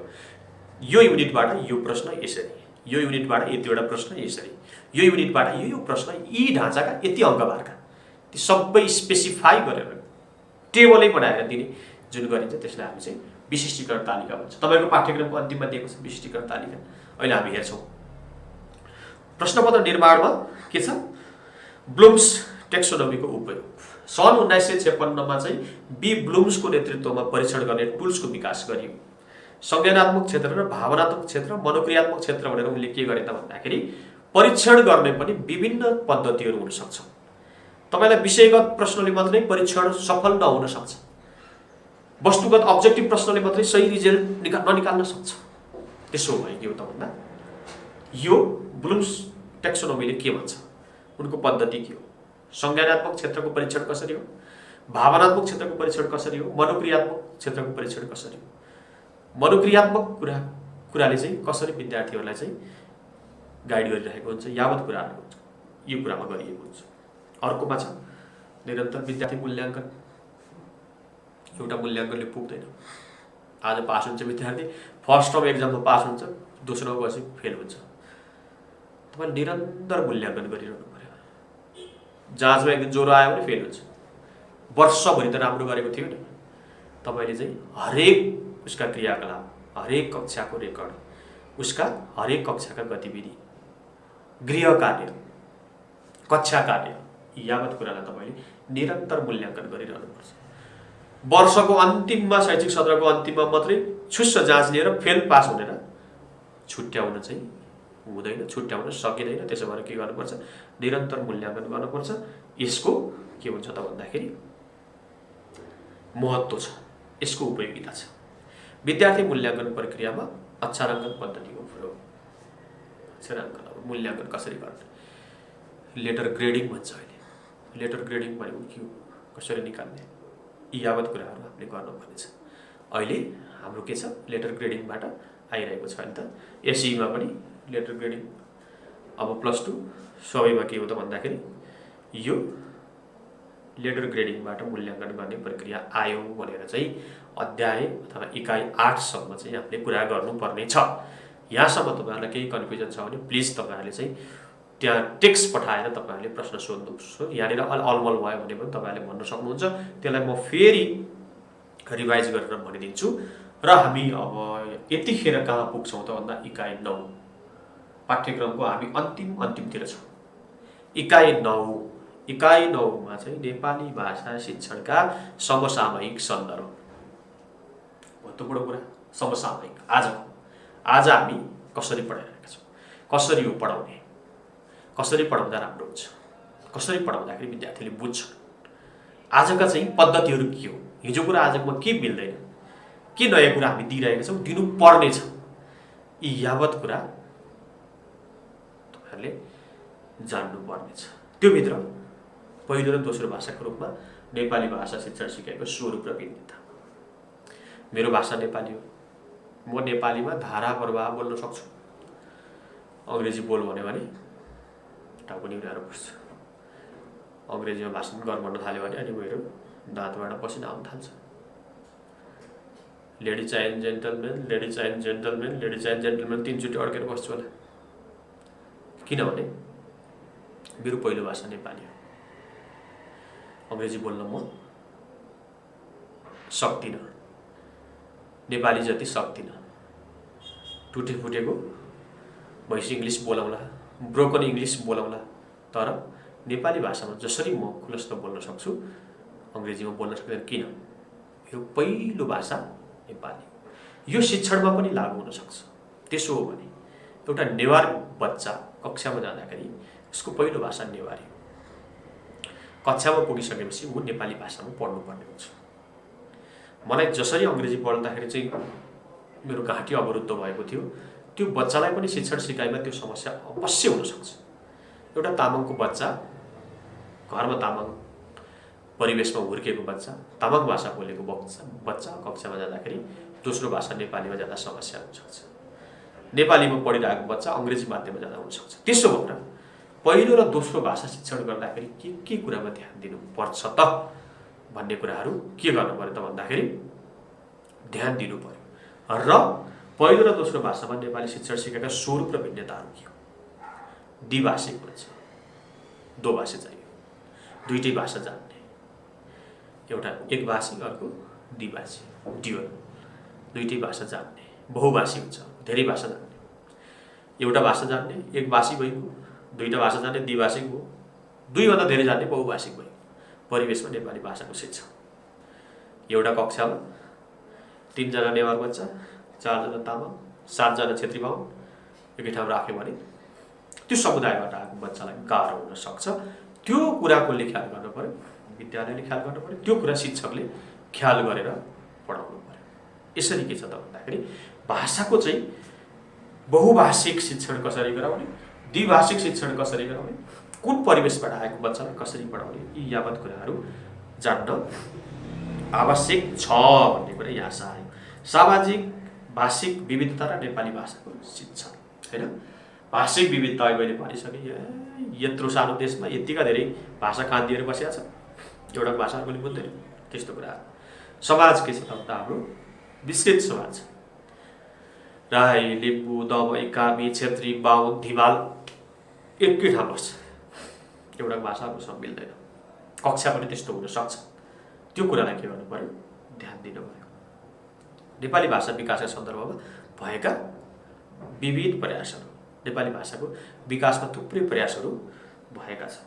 ती प्रयासहरू के भयो, आज हामी कहाँ छौँ, के भइरहेछ भन्ने कुराहरू हामीले जान्नु पर्यो। हिजोको भन्दा आजको चाहिँ किताबको क्वालिटी पनि बढ्यो हैन। पहिलो भाषा नेपाली पढेको भाषा नेपाली भएकोले अङ्ग्रेजीमा त डर लाग्ने, हामी नेपाली पढ्नलाई त अझ भन्नुभएको छ। हो सुनिता कनालजी, तपाईँले ठिक भन्नुभयो। मैले भने नि अङ्ग्रेजी पढ्न थाल्यो, गएर चाहिँ good morning ladies and gentlemen, I am going to teach you a Nepali syllabus for the service commission भन्न थाल्यो भने मैले कनी कनी कनी पसिना आई भन्नुपर्छ। यो के हो भन्दाखेरि हाम्रो पहिलो भाषा नेपाली। मैले एउटा उदाहरण मात्रै दिएको थियो, सबैको समस्या। हामीले त्यसमा हिंसा बोध गर्नुपर्ने कुनै कारणै छैन। अमेरिकाको एकजना मान्छेले आएर नेपाली बोल भने ऊ पनि सर उत्तर लेख्ने तरिका भनिदिनुहोस् भन्नुभएको छ रिता तिवारीले। रिताजी तपाईँ अब 10 मिनटपछि तपाईँ त्यहाँ आइपुगिहाल्नुहुन्छ। तपाईँहरूलाई म एउटा प्रश्न भनेर त्यो उत्तर लेखेर देखाएर नमुना प्रस्तुत गरेर मात्रै जान्छु। त्यो कुरा आउँदै हुन्छ। 10 मिनट मात्रै वेट गर्नुहोस्। हामी पाठ्यक्रमको अन्तिममा छौँ। पठन संस्कृति, पठन प्रवाह क्षमता। पठन संस्कृति भनेको त के हो त, कल्चर। दुईटा घर छ, एउटा घर ब्राह्मणको घर हो, ठुल्ठुला किताब छन्, रामायण छन्, महाभारत छन्, धेरै किताबहरू घरमा छन्। बच्चा जन्मिँदै पुस्तकालय भएको घर टक्क जन्मेको छ। अर्को घर के छ, अर्कै समुदायको छ, जहाँ किताबको एउटा बच्चा रक्सीका बोतलै बोतल छ, सुँगुरको खोर छ। त्यो दुईटा बच्चा स्वाभाविक रूपमा त्यो किताबमा हुर्किएको बच्चामा चाहिँ पठन संस्कृति कहाँबाट सिर्जना भइहाल्छ। त्यो रक्सीका बोतल छरपष्ट भएको घरको बच्चालाई चाहिँ अलिकति गाह्रो हुन्छ। त्यसो भएर पठन संस्कृति, रिडिङ कल्चर भनेको के हो त भन्दा घरबाटै सुरु हुनु पर्यो, अनि बल्ल त्यो बच्चाले के गर्छ त राम्रो गर्छ। त्यो कुराहरू हाम्रो पाठ्यक्रममा छन्। यसरी अन्तिममा इकाइ 10 पाठ्यक्रमको अन्तिम सिद्ध्याउने टुङ्ग्याउनेमा इकाइ 10 छ। पाठ्यक्रमको विषयमा सरसर्ती हामीले भन्यौँ, नेपाली भाषा शिक्षणमा अनुसन्धान र तुलनात्मक अध्ययन। भाषा शिक्षणमा अनुसन्धान हुन्छ, हरेक क्षेत्रमा हुन्छ अनुसन्धान, रिसर्च। भाषा शिक्षणमा नै अनुसन्धान गर्नु पर्यो। किन फेल भयो बच्चाहरू, अरू विषयमा पास हुन्छ, नेपालीमा किन फेल हुन्छ, अनुसन्धान गर्नु पर्यो। अरू कथामा चाहिँ पास हुन्छ, अरू निबन्धमा नै पास हुन्छ, कवितामा किन फेल हुन्छ, बुझ्दैन कविता नि कहाँ हुन्छ। हामीले लगेर कविता गाह्रो कविता राखिदिन्छ भने कहाँ बुझ्छ त। कहाँनिर हो समस्या, रिसर्च गर्नु पर्यो, अनुसन्धान गर्नु पर्यो। अनुसन्धानका प्रकार कति हुन्छन् अहिले मैले भनिसकेको छु। एउटा चाहिँ आगमन विधिबाट अनुसन्धान गर्नु पर्यो, एउटा निगमन विधिबाट गर्नु पर्यो, एउटा ऐतिहासिक विधिबाट गर्नु पर्यो। विभिन्न विधिबाट अनुसन्धान गर्न सकिन्छ। अनुसन्धान विधिका प्रकारहरू छ। हिस्टोरिकल रिसर्च भन्छ, ऐतिहासिक वर्णनात्मक रिसर्च, वर्णनात्मक अनुसन्धान भन्छ, व्याख्यात्मक भन्छ। अनुसन्धान गर्ने थुप्रै पद्धति विधिहरू छन्, त्यो अनुसार गर्नु पर्यो। समस्या पहिचान, आइडेन्टिफिकेसन अफ प्रब्लम गर्नु पर्यो। पहिला समस्या कहाँ हो, उद्देश्य निर्धारण, के गर्न खोजेको, लेखन, मिलाएर लेख्नु पर्यो नि त, चुटिक्क मिलाएर। सर नमस्कार, माविको लागि कुन किताब राम्रो होला? अर्को जटिल प्रश्न सोध्नुभयो हाम्रो चाहिँ कमलाजी। त्यो विषय पनि भन्छु कमलाजी, तपाईँ धैर्य गर्नुहोस्, तपाईँ 5-7 मिनटमा म किताबको विषयमा पनि भन्छु। त्यसपछि कार्यमूलक अनुसन्धान परिचय, कार्यमूलक अनुसन्धानको फङ्सनल रिसर्च, त्यो दौरानमै के गर्ने त अनुसन्धान गर्ने ढाँचा। फङ्सनल रिसर्चको चाहिँ ढाँचा कस्तो हुन्छ, अनुसन्धान विधिहरू, शिक्षणमा प्रयोग कसरी गर्ने, फङ्सनल रिसर्चलाई कसरी चाहिँ शिक्षामा प्रयोग गर्ने। रिसर्च पढाउँदा पढाउँदै बिचमा पनि गर्न सकिन्छ। किन कम आयो नम्बर, तराईतिरको स्कुलको विद्यार्थीको नेपालीमा नम्बर कम किन आयो, अनुसन्धान गर्न सकिन्छ। किन आयो, धेरै कारणहरू छन् त्यहाँ। माध्यमिक तह 9 देखि 12 को नेपाली विषयको पाठ्यक्रम र पाठ्यपुस्तकको अध्ययन। अब माध्यमिक तह 9 देखि 12 सम्म गयो त सबैलाई थाहा छ। 9 देखि 12 सम्मको पाठ्यक्रमको एउटा साधारण उद्देश्य हुन्छ, एउटा विशिष्ट उद्देश्य हुन्छ। तपाईँ शिक्षा पढेको मान्छे थाहा छ। त्यो साधारण उद्देश्य र विशिष्ट उद्देश्य प्राप्ति गर्नको लागि पाठ छनौटहरू गरिन्छ। ती पाठ छनौट चाहिँ राम्रा छन् कि छैनन्, वैज्ञानिक छन् कि छैनन्, पाठ्यक्रममा राखिएका चाहिँ पाठ्यभारहरू ठिक छन् कि छैन, विद्यार्थीको क्षमता अनुकूल छ कि छैन, कसरी हामीले चाहिँ पाठ्यक्रमको निर्धारण गरेका छौँ। राष्ट्रको चाहिँ एउटा चाहिँ सर लोअर सेकेन्डरीको पनि बुक भनिदिनुहोस् है भन्नुभएको छ, म भनिदिन्छु, लोअर सेकेन्डरीको पनि भनिदिन्छु। यसरी के हो त भन्दाखेरि कक्षा 9 देखि 12 का पाठ्यक्रम पाठ्यपुस्तकको अध्ययन र तुलना गर्दा दुईटा चिज राख्नु पर्यो नि, एउटा पाठ्यक्रम राख्नु पर्यो, पाठ्यक्रमको उद्देश्य राख्नु पर्यो। त्यो उद्देश्य अनुसार 9 देखि 12 को पाठ्यक्रमको चाहिँ उद्देश्य अनुसार त्यो निर्धारण भएको छ कि छैन भन्ने कुरा तपाईले भन्नु पर्यो। त्यसका आधारहरू छन्। पाठ्यक्रममा राखेको साधारण उद्देश्य, यो पाठ्यक्रम यो पढिसकेपछि विद्यार्थीहरूले कविता पठनको चाहिँ गति यति मिलाएर कविता वाचन गर्न सक्नेछन् भन्ने उद्देश्य राखेको छ। सपोज एकछिनलाई मान्नुहोस्, फर इक्जाम्पल कविता राखेको छ जटिल के हो हैन, आकाश गंगाबाट गडाङ गुडुङ गर्दै यसरी वर्षेको मान्छेको जीवनको नियति कुन्नी मिलेन। बच्चालाई चाहिँ लयात्मक कुरा सिकाउने हो भने त कविता पनि त लयात्मक राख्नु पर्यो नि पाठ्यक्रममा। कविता चाहिँ आकाश गंगा गडाङ गुडुङ राख्ने अनि त्यसपछि गएर बच्चाले सिक्दैन। त्यसो भए के गर्नु पर्यो, पाठ छनौट गर्दाखेरि राम्रो खालको राख्नु पर्यो। राम्रो खालको पाठ छनौट गर्यो भने बल्ल विद्यार्थीले के गर्छ, त्यसबाट धेरै कुरा सिक्छ। धेरै कुरा सिकिसकेपछि त्यो लक्ष्य प्राप्ति भयो कि भएन हामीले नाप्न सक्छौँ, अनुसन्धान गर्न सक्छौँ भनेको कुरा हो यो। यसरी मैले तपाईहरुलाई छोटकरीमा सरसर्ती पाठ्यक्रमको ढाँचा भने 10 वटा च्याप्टर मैले चाहिँ यो झन्डै 1 घण्टा 11 मिनेटमा मैले तपाईहरुलाई चाहिँ 10 वटा युनिटको सरसर्ती भने। कतिपय कुरा तपाईहरुलाई चाहिँ अब मैले छिटो भन्दा अलमल पनि भयो होला। ती अलमल भएका कुराहरू हामीले अब फेरि अब कक्षा लिने बेलामा त हामी यति छिटो पढ्दैनौँ। किन भन्दाखेरि एउटा इकाइलाई कम्तीमा नि हामीले 4 दिन लगाउँछौँ। एउटा इकाइलाई 4 दिन जति 3.5 अथवा 4 पिरियडमा सिद्धिन्छ। गर्दाखेरि तपाईको चाहिँ 10 वटा युनिट केही नभए पनि 10 या 30 भनेपछि 30 भन्दा माथि 35 जति लेक्चरमा लगभग यसलाई चाहिँ सरसर्ती भ्याउन सकिन्छ। र फेरि के भनिएको छ अघि तपाईको चाहिँ लेखन क्षमता परीक्षण गर्ने भनिएको छ। म गर्छु, त्यो मेरो तपाईहरुलाई प्रतिबद्धतै भयो, म गर्छु। तपाईहरुलाई फिडब्याक पठाउने चाहिँ के छ त भन्दा जस्तो आजको कक्षाको फिडब्याक आजै हुँदैन। आजको कक्षाको फिडब्याक तपाईहरुले भोलि पठाउनुहुन्छ। भोलि चेक गरेर भोलि अथवा पर्सि तपाईको यहाँ बिग्रिएछ, रसोदीको यहाँ बिग्रिएछ, लेखाइमा यस्तो भएछ भन्ने कुराहरू निर्धारण गर्न सकिन्छ। त्यसो भए यो पाठ्यक्रमको विशिष्टीकरण तालिका यहाँ छ।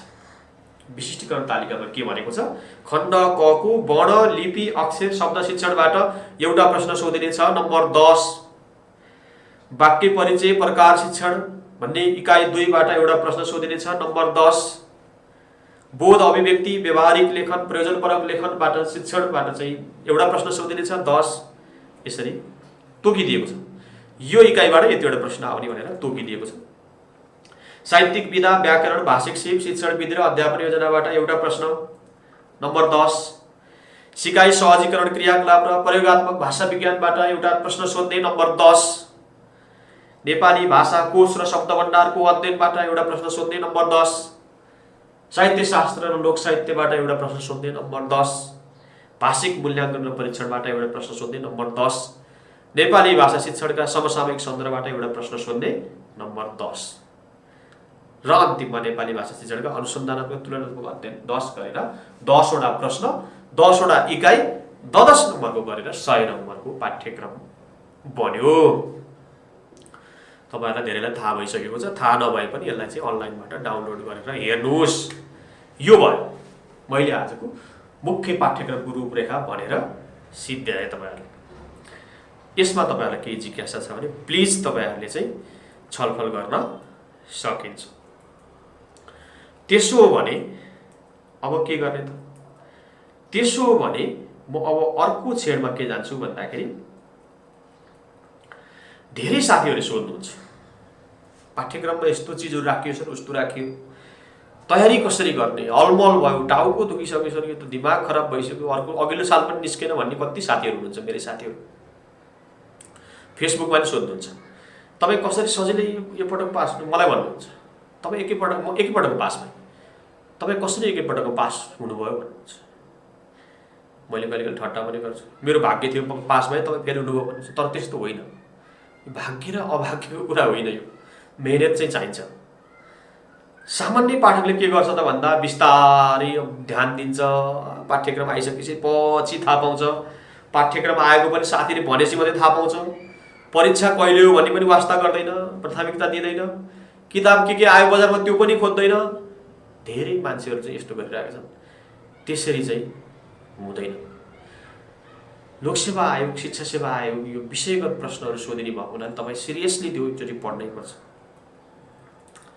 अहिले मैले भने जस्तो एउटा लक्ष्य निर्धारण गर्नुपर्छ। तपाईले लक्ष्य गोल यो पास गर्छु यो पटक म चाहिँ फेसबुक चलाउने 1 घण्टाको टाइम घटाएर यहाँ लगाउँछु, अथवा फेसबुक चलाउँछु तर फेसबुकमा पनि म यही शिक्षक सेवाकै कुरा गर्छु, अरु कुरा गर्दिन। के को तरकारी खाओस् सोधिन म। तपाईले एउटा लक्ष्य निर्धारण गर्नुभयो भने सर मेरो एन्सर दिनुस् भन्नुभएको छ। उहाँले के सोध्नु भएको थियो सरिता चाहिँ ताम्रा माथि के थियो फेरि सोध्नुस् त। म यता ध्यान दिएको हुन तपाईको प्रश्न मैले स्लिप गरे कि। त्यसपछि सबै कुरा सधैँ नयाँ गर्न सकिदैन, सबै नयाँ गर्न सकिदैन, तर फरक गर्न सकिन्छ। सधैँ नयाँ अमेरिकनहरु भन्छ त सधैँ इनोभेसन हुँदैन, उनीहरु डु डिफरेन्टली भन्छ नि, उनीहरु नयाँ तरिकाले गर्ने हो। नयाँ तरिकाले गरेको मान्छे पास हुन्छ। जाँच्ने मान्छेले नयाँ कन्सेप्ट आयो भने उले नम्बर पनि मजाले दिन्छ। हामीलाई थाहा छ the first impression is last impression. तपाईले परीक्षा लेख्दाखेरि के गर्नु पर्यो त भन्दा सुरुमै प्रभाव पार्नु पर्यो। मिठो शब्दबाट तपाईले ट्याक्क प्रभाव पार्नु भयो भने जाँच्ने मान्छे भनेको हामी जस्तै मान्छे त हुने।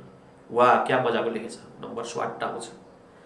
अहिले बके बोल्ने दिदीले चाहिँ एउटालाई झट्टी हानेर एउटालाई चाहिँ माया गरे जस्तै मिठो शब्दबाट मिलाएर चिटिक्क पारेर सकेसम्म अक्षर पनि राम्रो बनाएर सुरुमा इम्प्रेस पारिहाल्ने। तपाई कुनै कथा पढ्न थाल्नुभयो, गजगरा गुजुङ आयो, तपाईको सस्पेन्स क्रिएट भएर तपाई छोड्दिनुहुन्छ। फिल्म हेर्दा पनि त्यस्तै हुन्छ नि। यसो हेर्न बस्नुहुन्छ 5 मिनेट हेरेपछि गजगरा गुजुङ फिल्म आयो छोड्दिनुहुन्छ। ठ्याक्क केही कुरा नयाँ चाहिँ कन्सेप्ट आयो भने अब के हुन्छ, अब कसरी भन्ने तपाईलाई जब त्यो जिज्ञासा, त्यो क्युरियोसिटी तपाईको जाग्छ, तपाई क्युरियस हुनुहुन्छ नि, अनि तपाईले चाहिँ नयाँ कुरा दिन सक्नुहुन्छ। परीक्षामा त्यो कुरा हुन्छ, नयाँ कुरा दिने हो। इफेक्टिभ राइटिङ भन्छ नि। गोप्य लिखित परीक्षा आफूलाई साबित गर्नुपर्छ। परीक्षा पास गर्नुपर्ने भएकाले तपाईहरुलाई मात्र एउटा विकल्प खुला छ, त्यो के हो त प्रभावकारी लेखन। इफेक्टिभ राइटिङ हुनुपर्छ, एकदम चिटिक्क परेको हुन्छ हैन। कहिले खुल्ने स्योर छैन भन्नु भएको छ सुनिता खनालले। यो त तपाईले चाहिँ अरूठो कुरा गर्नुभयो। खुल्ने त यहाँ कुरा भइसक्यो। किन कुरा भइसक्यो भन्दाखेरि नेपाल सरकारले लोकसेवा लगायतका जति पनि कुराहरू छन् ती सबैलाई चाहिँ अब खुला गर्नुस् भनेर उले के गरिसक्यो, निर्देशन दिइसक्यो। त्यसो भएर अहिले भर्खर जब अस्ति 26 तारिखको कुरा, एक हप्ता अगाडि के गरे त यी रोकिएका जति पनि परीक्षाहरू छन् त्यसलाई के गर्ने त चाँडै खोल्ने भनेर चाहिँ सरकारले निर्देशन दिइसक्यो। निर्देशन दिइसकेको हुनाले यो धेरै टाढा जाँदैन जस्तो लाग्छ मलाई। दशैं अगाडि त के खुल्ला, तर दशैं पछाडि चाहिँ पक्कै पनि केही न केही नोटिस आउँछ मैले अस्ति शिक्षक सेवा आयोगको वेबसाइट हेर्दाखेरि केही जिल्लाबाट दरबन्दी सिर्जना लगायतको चिजहरू मागिएको छ, जम्मा 15 जिल्लाको बाँकी छ 77 वटामा। त्यो पनि आइसकेपछि खुल्छ भन्ने कुरा छ हैन। त्यसो भएर के गर्नु पर्यो त भन्दाखेरि प्रभावकारी लेखन लेख्न पर्यो। तपाईँ सम्झनुहोस्, कुनै कथा पढ्दै हुनुहुन्छ, उपन्यास पढ्दै हुनुहुन्छ भने तपाईँले ठान्नुहोस् कि उपन्यासको सुरुको पेजै झुर रहेछ भने तपाईँ उपन्यास पढ्न छोडिदिनुहुन्छ। तपाईँको नि लेखाइ सुरुमै झुर रहेछ भने तपाईँ जाँच्ने मान्छे इरिटेट हुन्छ, नम्बर आउँदैन होइन सर। मिति भनेको मिति सरिताजी मिति तोक्न सकिँदैन, किन भन्दाखेरि मिति नेपाल सरकारले तोक्न सकेको छैन। तर के तोकेको छ भन्दाखेरि अहिले कोभिडको कारणले, कोरोनाको कारणले रोकिएका लोकसेवा, शिक्षा सेवा लगायतका कुराहरू चाँडै गर्नु भनेर चाहिँ सरकार, नेपाल सरकारको तर्फबाट निर्देशन जारी भएको 1 हप्ता भयो। 1 हप्ता भनेको अस्ति 26 तारिक, सायद सेप्टेम्बर 26 तारिकको दिन नेपाल सरकारले त्यो निर्देशन दिइसकेको छ। लोकसेवाले तयारी गरेको छ, शिक्षा सेवा आयोगले काम धमाधम गरिरहेको छ। यो धेरै टाढा जाँदैन। प्रश्न 5+5 बाट अथवा 2+3 बाट आउँछ कि भन्नुभएको छ। यो जुन पनि आउन सक्छ। तपाईको पुछ्ने प्रश्नहरू 2+3+5+2 को संरचना पनि आउन सक्छ। प्रश्न दुईटै मोडलबाट आउन सक्छ। जब तपाईलाई बोर भयो भने मजा आउँदैन, त्यस्तै परीक्षा लेख्दाखेरि पनि तपाईले बोर नहुने तरिकाले लेख्नु पर्यो। तपाई कुनै चलचित्र मुभी हेर्दै हुनुहुन्छ भने त्यसको ट्रेलर एकदम झल्याक झुलुक राम्रो हुन्छ, तर तपाईलाई फिल्म मन नपर्न सक्छ। तर तपाईले जाँचमा चाहिँ ट्रेलर देखाए जस्तो सुरुमा प्रभावकारी कुरा लेख्नु पर्यो। सक्नुहुन्छ भने कुनै कोटेसनबाट, एकदम महत्त्वपूर्ण व्यक्तिको कोटेसनबाट टक्क सुरु गर्नुस्। तपाईको प्रभावकारी लेखन त्यहाँबाट सुरु हुन्छ। यसरी नै प्रतियोगितामा जाँच्ने मान्छेलाई कम्तीमा 1 मिनेटदेखि तपाईले 1 मिनेट तपाईदेखि 3 मिनेटसम्म तपाईले के गर्नु भन्दाखेरि बाँध्न पर्यो। यसो हेर्दाखेरि नै यो चीज त एकदम ठिक लेखेछ यसले भन्ने कुरा गर्नु पर्यो। असाध्यै भोक लागेको बेलामा जब तपाई खाना बस्नुहुन्छ, तपाईको चाहिँ ढुङ्गा टोक्नु भयो भने कस्तो हुन्छ। नराम्रो अप्रभावकारी लेखन लेखियो भने जाँच्ने मान्छेलाई त्यस्तै हुन्छ। प्रभावकारी इफेक्टिभ राइटिङ गर्नु पर्यो, राम्रो लेख्न पर्यो। जब तपाईले आरम्भदेखि नै जाँचकीको पुरा इम्प्रेसनलाई पारेर उलाई आकर्षणमा खिच्नु भयो भने तपाई परीक्षामा पास हुनुहुन्छ, यो निश्चित हो। सुरुमै प्रभावित बनाउन पर्यो। इङ्ग्लिसको लागि कति बजेबाट हुन्छ भन्नुभएको छ ईश्वर गिरीजी। इङ्ग्लिसको पनि यहाँ कक्षाहरू हुन्छ। तपाईले लोकसेवा ज्ञान उहाँले चाहिँ उत्तर दिइरहनु भएको छ। तपाईले त्यहाँ टेक्स्ट पठाउनुहुन्छ होला उहाँले। त्यसबाट के थाहा हुन्छ भने प्रस्तुतिकरण कमजोर भएका कारण जम्मै 90% विद्यार्थीहरू हुने भनेको प्रस्तुतिकरण नराम्रो भएको कारणले 90% विद्यार्थीहरू अनुत्तीर्ण हुन्छ। कुनै प्रभावकारी कोटेसनबाट आरम्भ गर्न सक्नुहुन्छ है मैले भने जस्तै हैन। शिक्षा भनेको जीवनलाई उज्यालोतिर यात्रा गराउने एउटा अभ्यास हो भनेर तपाईले यस्तै अनेक खालको कोटेसनबाट तपाईले सुरु गर्न सक्नुहुन्छ।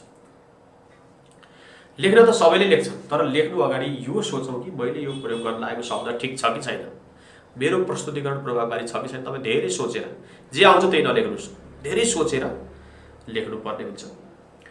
फितलो शब्दको प्रयोग नगरौँ। आरम्भमा आफू तटस्थ भएर प्रस्तुत गर्नुपर्छ।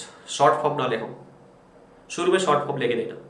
फितलो शब्द पनि नलेखौँ, अलि आकर्षक तरिकाले सुरु गर्नु पर्यो। कसैलाई आक्षेप लाउने खालको, गाली गर्ने खालको शब्द पनि लेख्नु भएन। एकदम तटस्थ भएर न्युट्रल भएर लेख्नु पर्यो। आफ्नो छुट्टै नोट बनाउनुहोस्। पढ्ने तरिका अब तपाईहरुलाई म भन्छु। छुट्टै नोट बनाउनुहोस्, त्यो तपाईले मात्रै राम्रोसँग बुझ्नुहुन्छ।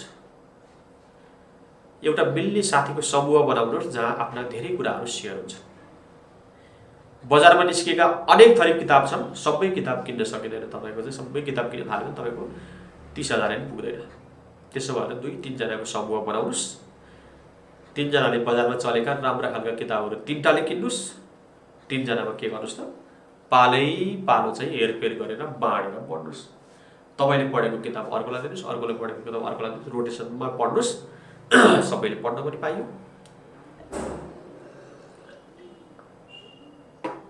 यसरी के गर्न सकिन्छ त भन्दाखेरि पढ्न सकिन्छ। आफ्नो छुट्टै नोट तपाईले बनाउनु भने दिनको 3 घण्टा कम्तीमा पनि 3 घण्टा भने मैले तपाईहरु नडराउनुस्। दिनको 3 घण्टा पढ्नुहोस्। अघिल्ला वर्षका प्रश्नहरू अनिवार्य रूपमा हेर्नुहोस्। प्रश्न कस्ता छन्, कसरी सोधेको छ ख्याल गर्नुहोस्। आफूलाई कस्तो लाग्छ यति पटक लेख्नुहोस् जति बेलासम्म तपाईँ थाक्नु हुँदैन। आफूभन्दा सिनियरहरूसँग परामर्श लिनुहोस्। तपाईँभन्दा अगाडि पास आउट गर्ने दाइ दिदीहरूसँग छलफल गर्नुहोस्। कसरी पढ्नु भएको थियो, कहाँ जानुभएको थियो, ट्युसन पढ्नु भएको थियो कि थिएन, किताब कुन पढ्नु भएको थियो, कसरी पढ्नु भएको थियो, कसरी लेख्नु भएको थियो, यी यावत क्युरियोसिटीहरू तपाईँ चाहिँ अघिल्लो पास आउट भइसकेका दाइ दिदीहरूसँग चाहिँ गर्नुहोस्। आइक्यूको कुन किताब राम्रो हुन्छ सर भन्नुभएको छ। आइक्यूको छुट्टै किताबहरू त मलाई थाहा भएन, धेरै किताबहरूमा चाहिँ आइक्यू पनि सँगै राखिएको छ, त्यसबाट तपाईँले छान्न सक्नुहुन्छ। यसरी के हो त भन्दाखेरि तपाईँले आफूभन्दा फोन र फेसबुकमा चाहिँ फोन फेसबुक लगायतका कुराहरूलाई पोजिटिभ प्रयोग गर्नुहोस्। पोजिटिभ प्रयोग, सकारात्मक प्रयोग गर्नुहोस्। किन भन्दाखेरि सकारात्मक प्रयोग गरिसकेपछि धेरै राम्रो छ। फेसबुक भनेको त 21औं शताब्दीको सबभन्दा राम्रो, यो त आइटीको क्रान्ति हो। तर दुर्भाग्य यसको उपयोगभन्दा दुरुपयोग बढी भएको छ। धेरै चाहिने कुराहरू त्योभित्र छन्, चाहिने कुरा लिनुहोस्। तर हाम्रोमा धेरै चाहिने कुरालाई व्यवस्था गरिएको छ, अरू नचाहिने कुराहरू बढी गरिएको छ भने पनि के हो त भन्दाखेरि तपाईँले फेसबुकलाई पनि यही अध्ययनको एउटा साधन बनाउन सक्नुहुन्छ। छलफल गर्ने, प्रश्न सोध्ने, वस्तुगत प्रश्न छ अघिल्लो खण्डमा त तपाईँको होइन, साधारण परीक्षामा 100 नम्बरको वस्तुगत छ, ती कुराहरू छलफल गर्ने, विषयगत कुराहरू पनि सोध्ने। सामाजिक सञ्जालका ग्रुपहरूसँग टच गरेर तपाईँले ग्रुप डिस्कसन गर्न सक्नुहुन्छ। अहिले त सजिलो छ त, भेट्नै पर्दैन, तपाईँ आफ्नो आफ्नो ग्रुप बनाउनुहोस्, तपाईँले पढ्न सक्नुहुन्छ। यसरी के गर्न सकिन्छ त भन्दाखेरि पढ्ने तरिकाहरू यसरी तपाईँहरू गर्न सक्नुहुन्छ। यसरी गरिसकेपछि तपाईँहरूले के गर्नु पर्यो त, अब तपाईँहरूलाई म एउटा यसभन्दा अगाडि आएको प्रश्न एउटा भन्छु। त्यो भनेको चाहिँ के हो त भन्दाखेरि थुप्रै प्रश्नहरू छन् मसँग यसभन्दा अगाडि आएको। अब कसरी लेख्ने, हाउ टु राइट भन्ने कुरा तपाईँहरूलाई सिकाउँछु। मलाई लाग्छ आज तपाईँहरू धेरै भाग्यमानी हुनुहुन्छ। तपाईँहरू भाग्यमानी किन हुनुहुन्छ भन्दाखेरि तपाईँले नयाँ कुरा सिक्दै हुनुहुन्छ। त्यो सिक्न अगाडि चाहिँ के, सर हजुरको परिचय नै थाहा भएन। मेरो नाम अशोक थापा हो, मैले सुरुमा भनेको थिएँ। मेरो घर पोखरा हो, काठमाडौँमा बस्छु। म नेपाली विषयको प्राध्यापक हो, त्रिभुवन विश्वविद्यालयमा पढाउँछु। नेपाली विषयमा मैले विद्यावारिधि पनि गरेको छु। म नेपालीको छोरो, नेपाली विषय असाध्यै मनपर्छ। साहित्य सृजना पनि अलिअलि गर्छु टाकन टुकन, कहिलेकाहीँ तपाईँहरूसँग भेट हुन्छ। मेरो परिचय त्यही हो हजुर। त्यसो भएर अब म तपाईँहरूलाई एउटा प्रश्न टिपाउँछु।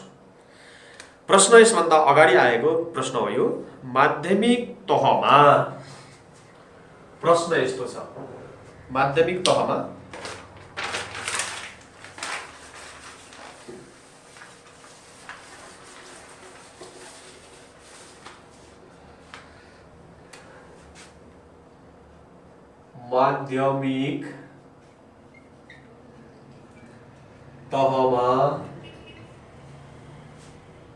चिठी शिक्षण गर्दा, चिठी लेख्न सिकाउनु पर्यो। चिठी शिक्षण गर्दा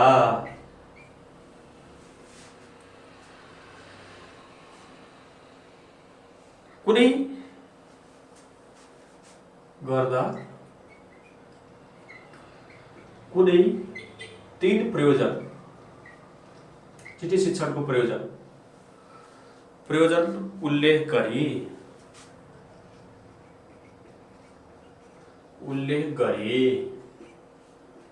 ती प्रयोजन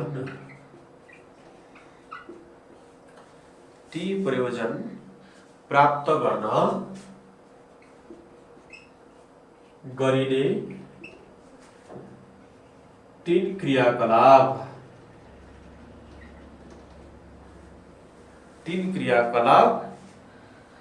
र ती उद्देश्य प्राप्त भएको नभएको मूल्याङ्कन गर्ने, र ती उद्देश्य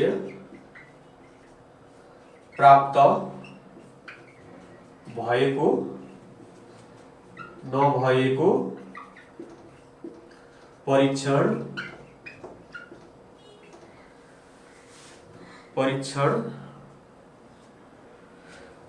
वा मूल्याङ्कन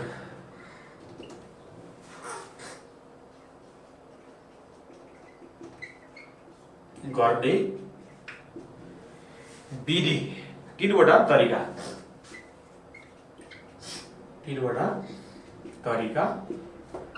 उल्लेख गर्नुहोस्।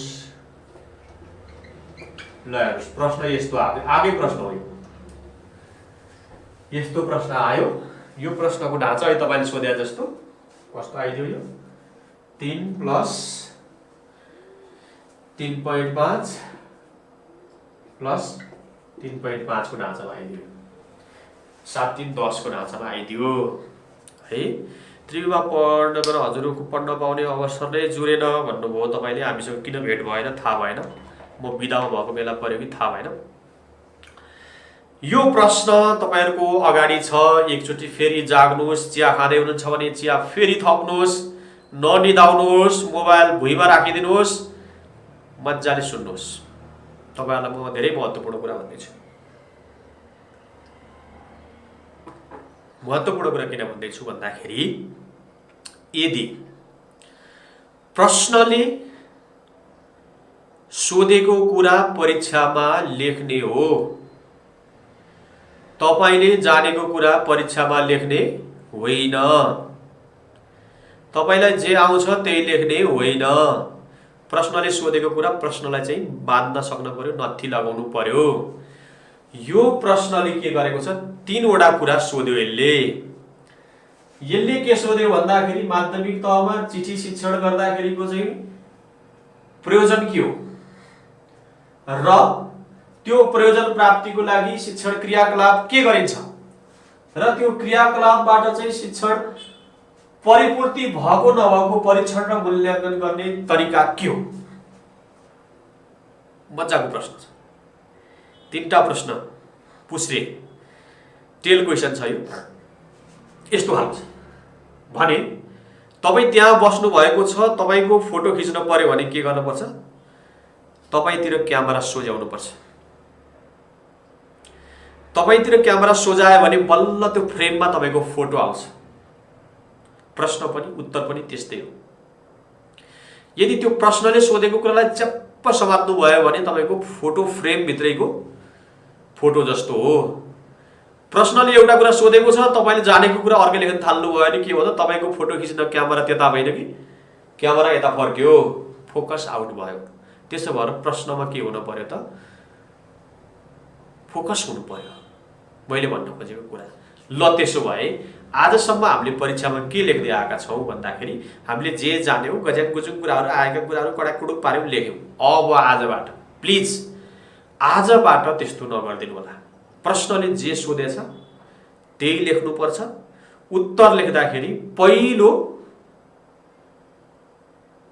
वाक्यमै उत्तर आइसक्नु पर्छ, छोइसक्नु पर्छ उत्तरलाई। त्यसो भए कसरी सुरु गर्ने भनिसकेपछि यसरी सुरु गर्ने। माध्यमिक तहको चिठी शिक्षण गर्दा कुनै 3 प्रयोजन उल्लेख गरी ती प्रयोजन प्राप्तिका लागि 3 क्रियाकलाप मूल्याङ्कन गर्ने 3 वटा विधि 3 सोधेको छ। त्यसो भए के गर्न पर्यो त भन्दाखेरि यसले गरेको कुराहरु अब हामीले यो प्रश्नलाई बाँध्न सक्नु पर्यो। यो प्रश्नलाई फोकस आउट हुन दिन भएन। त्यसो भइसकेपछि हामीले के गर्न पर्यो त भन्दाखेरि प्रश्न सार्नुस् नसार्नुस् तपाईको कुरा हो। उत्तर भनेर लेख्नुस्। यहाँसम्म त देख्नुहुन्छ होला। उत्तर भनेर लेख्नुस् हैन। प्रश्न नम्बर 1 को उत्तर हो यो। उत्तरमा के गर्नुस् त भन्दाखेरि चिठी शिक्षणको प्रयोजन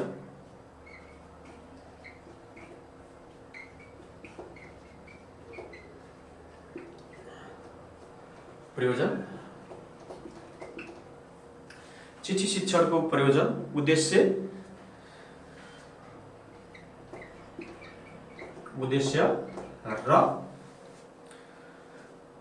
क्रियाकलाप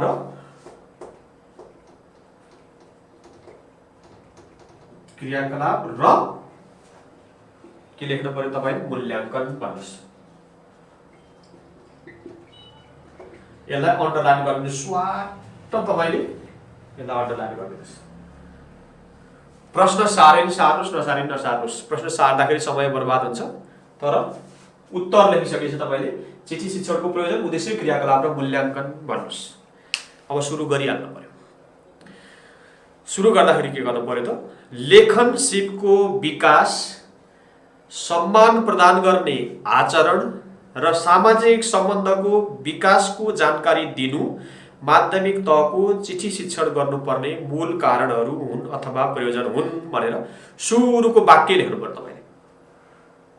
लेखन सिपको विकास, सम्मान प्रदान गर्ने आचरण र सामाजिक सम्बन्ध विकासको जानकारी दिनु माध्यमिक तहका चिठी शिक्षण गर्नुपर्ने मूल कारणहरू हुन्। आइसक्यो उत्तर। हरेक व्यक्तिको व्यावहारिक जीवनमा चिठीको ठूलो महत्त्व हुन्छ। चिठीको माध्यमबाट आफूभन्दा दूर रहेका आफन्त, साथीभाइ, इष्टमित्र, विविध कार्यालयका प्रतिनिधिसँग आफ्ना सन्देशहरू आदान प्रदान गर्न सकिन्छ। माध्यमिक तहमा व्यक्तिगत, कार्यालय र व्यापारिक पत्र लेखन सम्बन्धी ज्ञान प्रदान गर्न खोजिएको छ। विद्यार्थीहरूमा आफ्नो भावना, विचार वा अनुभूति प्रस्तुत गर्ने क्षमताको विकास गर्नका लागि चिठी लेखन महत्त्वपूर्ण आधार नै हो। चिठी लेखनका निर्धारित उद्देश्य प्राप्तिका लागि शिक्षकले गर्नुपर्ने क्रियाकलाप विशेष गरी प्रस्तुतिकरण, अभ्यासमूलक, उत्पादनमूलक र 3 क्रियाकलाप गर्न सकिन्छ। तिनीहरू यस प्रकार रहेका छन् भनेर ठ्याक्क सुरुमा अरु गफ केही पनि नलेख्ने। त्यहाँ के आउनु पर्यो? त्यसको उद्देश्य र प्रयोजन आउनु पर्यो, क्रियाकलाप आउनु पर्यो, मूल्याङ्कन आउनु पर्यो है। मैले तपाईलाई छिटछिटो भने उत्तर दिँदाखेरि के भन्दा भूमिका बाँध्दै नबाँध्ने, कति पनि नबाँध्ने, ठ्याक्कै सुरु गरिहाल्ने। जसरी मैले सुरु गरेँ, कसरी सुरु गरेको थिएँ मैले? लेखन सिपको विकास र सम्मान आदान प्रदान गर्ने आचरण, सामाजिक सम्बन्ध विकासको जानकारी दिनु माध्यमिक तहको चिठी शिक्षण गर्नुपर्ने मूल कारण अथवा प्रयोजन हो। पहिलो वाक्यमै आयो। अब सोधेको छ नि त यहाँ, के सोधेको छ? प्रयोजन। पहिलो वाक्यमा के रहेछ त? प्रयोजन। चिठी शिक्षणको प्रयोजन भनेको एउटा के रहेछ? लेखन सिप, पढाइ लेखाइ बोलाइ हैन। 4वटा सिप मध्ये के रहेछ त? चिठीले गर्ने भनेको के रहेछ? लेखन सिप रहेछ। लेखन सिपको विकास र सम्मान आदान गर्ने आचरण र सामाजिक सम्बन्धको विकास, 3टा है। त्यसलाई के गर्नु पर्यो त भन्दाखेरि 3टा प्रयोजन ठ्याक्कै देखियो। सरलाई कतै बोर्ड देखिएछ कि प्लिज चाहिँ पुरै भन्दै हुनुहुन्छ हैन। बोर्ड चाहिँ के भने म अलिक छेउमा बसिदिन्छु हैन। यसरी के गर्न सकियो त भन्दाखेरि पहिलो वाक्यमै प्रयोजन, चिठी शिक्षणको प्रयोजन भनेको के रहेछ? लेखन सिपको विकास, सम्मान आदान प्रदान आचरण, सामाजिक सम्बन्धको विकास गर्नु चिठी शिक्षणको चाहिँ कारण अथवा प्रयोजन रहेछ भन्ने कुरा तपाईहरुले गर्नु पर्यो। हरेक व्यक्तिको व्यावहारिक जीवनमा चिठीको महत्त्व हुन्छ र चिठी शिक्षण गर्दाखेरि क्रियाकलापहरू यस प्रकार छन् भनेर तपाईले ठ्याक्कै लेख्नु पर्यो। अरु भूमिका बाँध्दै नभन्ने। आजसम्म परीक्षामा के लेख्नुभयो मलाई थाहा छैन, प्लिज अबबाट परीक्षा लेख्दाखेरि भूमिका नबाँध्नुस्। 2टा कारणले। पहिलो नम्बर कुरा, भूमिका बाँध्दै हुँदैन। भूमिका बाँधेपछि समय बर्बाद भयो। भूमिका बाँध भनेकै छैन। अब क्रियाकलाप के हो त भन्दाखेरि विद्यार्थीलाई कुन प्रकृतिको पत्र लेखन थालिएको हो जानकारी दिई कसलाई, किन, कहिले पत्र लेखन थालिएको त्यसलाई प्रस्ट्याइदिने यो क्रियाकलाप हो। तपाईले बुदामा लेखिदिनु पर्यो क्रियाकलाप। पत्रको आरम्भिक भाग, ठेगाना, मिति, सम्बोधन, प्रापकको ठेगाना बारेमा जानकारी दिई उनीहरूलाई चाहिँ त्यसको के हो यथेष्ट जानकारी दिनु पर्यो। त्यसको तल महोदय, महाशय भनी पत्रको मूल विषयको उठान गरेर पत्रको मुख्य संरचना गर्ने तपाईहरुले चाहिँ क्रियाकलाप गराउनु पर्यो। मूल संरचना सकिएपछि पत्रलाई समापन गर्ने वाक्य लेख्ने, त्यसको दायाँतिर प्रेषक र प्रापकको सम्बन्ध दर्शाउने पद देखाइदिनु पर्यो। सम्बन्ध सूचक भागको तल प्रेषकको नाम र हस्ताक्षर लेख्न लगाइदिनु पर्यो। यो क्रियाकलाप भन्दै छु है मैले। लेखिएको पत्रको खामबन्द गर्न लगाई देब्रेतिर पठाउनेको नाम, दायाँतिर प्राप्त गर्नेको नाम, ठेगाना लेख्न लगाउने र दायाँपट्टि टिकट टाँच गर्न लगाउने। तयार पारिएको पत्रलाई नजिकको हुलाक मार्फत सम्बन्धित निकाय र व्यक्तिको ठेगानामा राख्न लगाउने र पाठमा भएका विविध किसिमका पत्रहरूको अभ्यास गराउने। जस्तै शहरमा बसेको दाजुको गाउँको बहिनीलाई लेख्ने बेहोराको चिठी। यहाँ 2टा कुरा आइसक्यो। प्रयोजन त हामीले सुरुमै भनिहाल्यौं। प्रयोजन सोधेको छ। 3वटा प्रयोजन हामीले भन्यौं। 3वटा क्रियाकलाप भनेको छ। हामीले 3वटा भन्दा बढी भन्दियौं यहाँ हैन। त्यसपछि उद्देश्य प्राप्तिका लागि गरिने 3वटा अरु के हो? विद्यार्थीले पत्र लेखनका बारेमा यथेष्ट ज्ञान प्राप्त गर्यो कि गरेन बुझ्नका लागि विभिन्न ढाँचाको अभ्यास गराउन लगाइसकेपछि नमुना पत्रको प्रतिउत्तर पनि लेख्न लगाइसकेपछि उत्पादनमूलक लक्ष्यको उद्देश्य क्षमतामा परीक्षण गर्न सहज हुन्छ। उत्पादनमूलक हेर्नुस् है, प्रोडक्टिभ। यदि त्यसो गर्दा पनि परीक्षण सफल भएन भने विद्यार्थीको आफ्नो स्वभाव हुन्छ, क्षमता बौद्धिकता हुन्छ, आधारमा परीक्षण गराउने, समूह विभाजन गराउने, छलफल गराउने, उपचारात्मक शिक्षण गराउने र मूल्याङ्कन गर्ने। सबै विद्यार्थी एउटै हुँदैन। कक्षा कार्य गराउने, गृह कार्य गराउने, सामूहिक प्रश्न उत्तर गराउने र त्यसरी के गर्न सकिन्छ, मूल्याङ्कन गर्न सकिन्छ। सुरुको वाक्यमा हामीले प्रयोजन भन्यौँ, त्यसभन्दा तल हामीले त्यसपछि क्रियाकलाप भन्यौँ, त्यसभन्दा तलपट्टि हामीले के गरेका छौँ त भन्दाखेरि परीक्षण गर्नको लागि के गराउने त भन्दाखेरि त्यो भन्दैछौँ। पत्र लेखनको यथेष्ट ज्ञान प्राप्त भयो कि भएन बुझ्नु पर्यो, परीक्षण गर्नु पर्यो, विभिन्न खालका चिठी लेखनको अभ्यास गराउनु पर्यो र नमुना पत्रको प्रतिउत्तर पनि लेख्न लगाउनु पर्यो। आफूले चिठी एउटा लेख्ने, त्यसको उत्तर पनि लेख्न लगाउने र उत्पादनमूलक लक्ष्यका लागि सक्षमता परीक्षण गर्ने, ऊ कम्पिटेन्ट भयो कि भएन भनेर गर्ने। +2 पासले निमाविको एक्जाम दिन मिल्छ कि मिल्दैन सर? मिल्छ। यति गर्दा पनि परीक्षण सफल भएन भने विद्यार्थीको आफ्नो स्वभाव हुन्छ, त्यो क्षमता हुन्छ, बौद्धिकता हुन्छ, त्यसलाई परीक्षण गराउने, समूह विभाजन गराउने, सबै मैले के भन्दैछु, परीक्षण गर्ने, मूल्याङ्कन गर्ने तरिका, उपचारात्मक शिक्षण गराउने, कक्षा कार्य, गृह कार्य, सामूहिक प्रयोजन र मूल्याङ्कन गर्न सकिन्छ भनेर चाहिँ तीनटा कुरा भन्यौँ हामीले। पहिलो अनुच्छेदमा प्रयोजन, दोस्रो अनुच्छेदमा क्रियाकलाप, तेस्रोमा चाहिँ परीक्षण र उद्देश्य प्राप्ति। अझै पनि उत्तर सकिएको छैन। बिर्सिनै नहुने कुरा के छ भन्दाखेरि उत्तर लेख्दाखेरि निष्कर्ष, चाहे 3 वाक्यकै किन नहोस्, प्रत्येक प्रश्नको के गर्नुपर्छ, निष्कर्ष तपाईले लेख्नै पर्छ। यसरी निष्कर्षमा भन्नुपर्दा माध्यमिक तहका विद्यार्थीहरूलाई लेखन सिप प्रदान गर्दै व्यावहारिक ज्ञान प्रदान गर्न पत्र लेखन शिक्षण गर्नु परेको हो। निष्कर्ष हेर्नुस् है।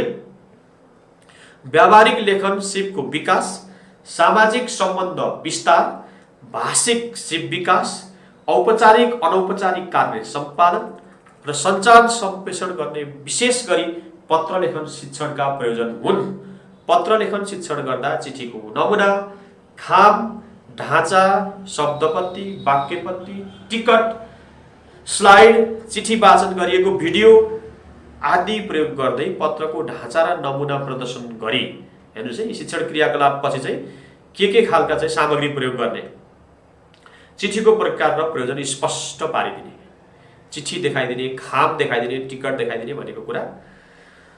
त्यसपछि चिठीको प्रकार र प्रयोजन स्पष्ट, चिठीको उठान बैठान, शैली, प्रसङ्ग आदिको जानकारी, खाम, प्रतिउत्तर लेखन आदिका क्रियाकलापबाट पत्र लेखन शिक्षण ढाँचाको परीक्षण, भाषिक प्रयोग, शब्द छनोट, वाचन शैली, जवाफी लेखन, सिप, नमुना, चिठी लेखनको ढाँचा, भाषिक शुद्धताको जाँच गरी पत्र लेखनको सिप मूल्याङ्कन गरिन्छ।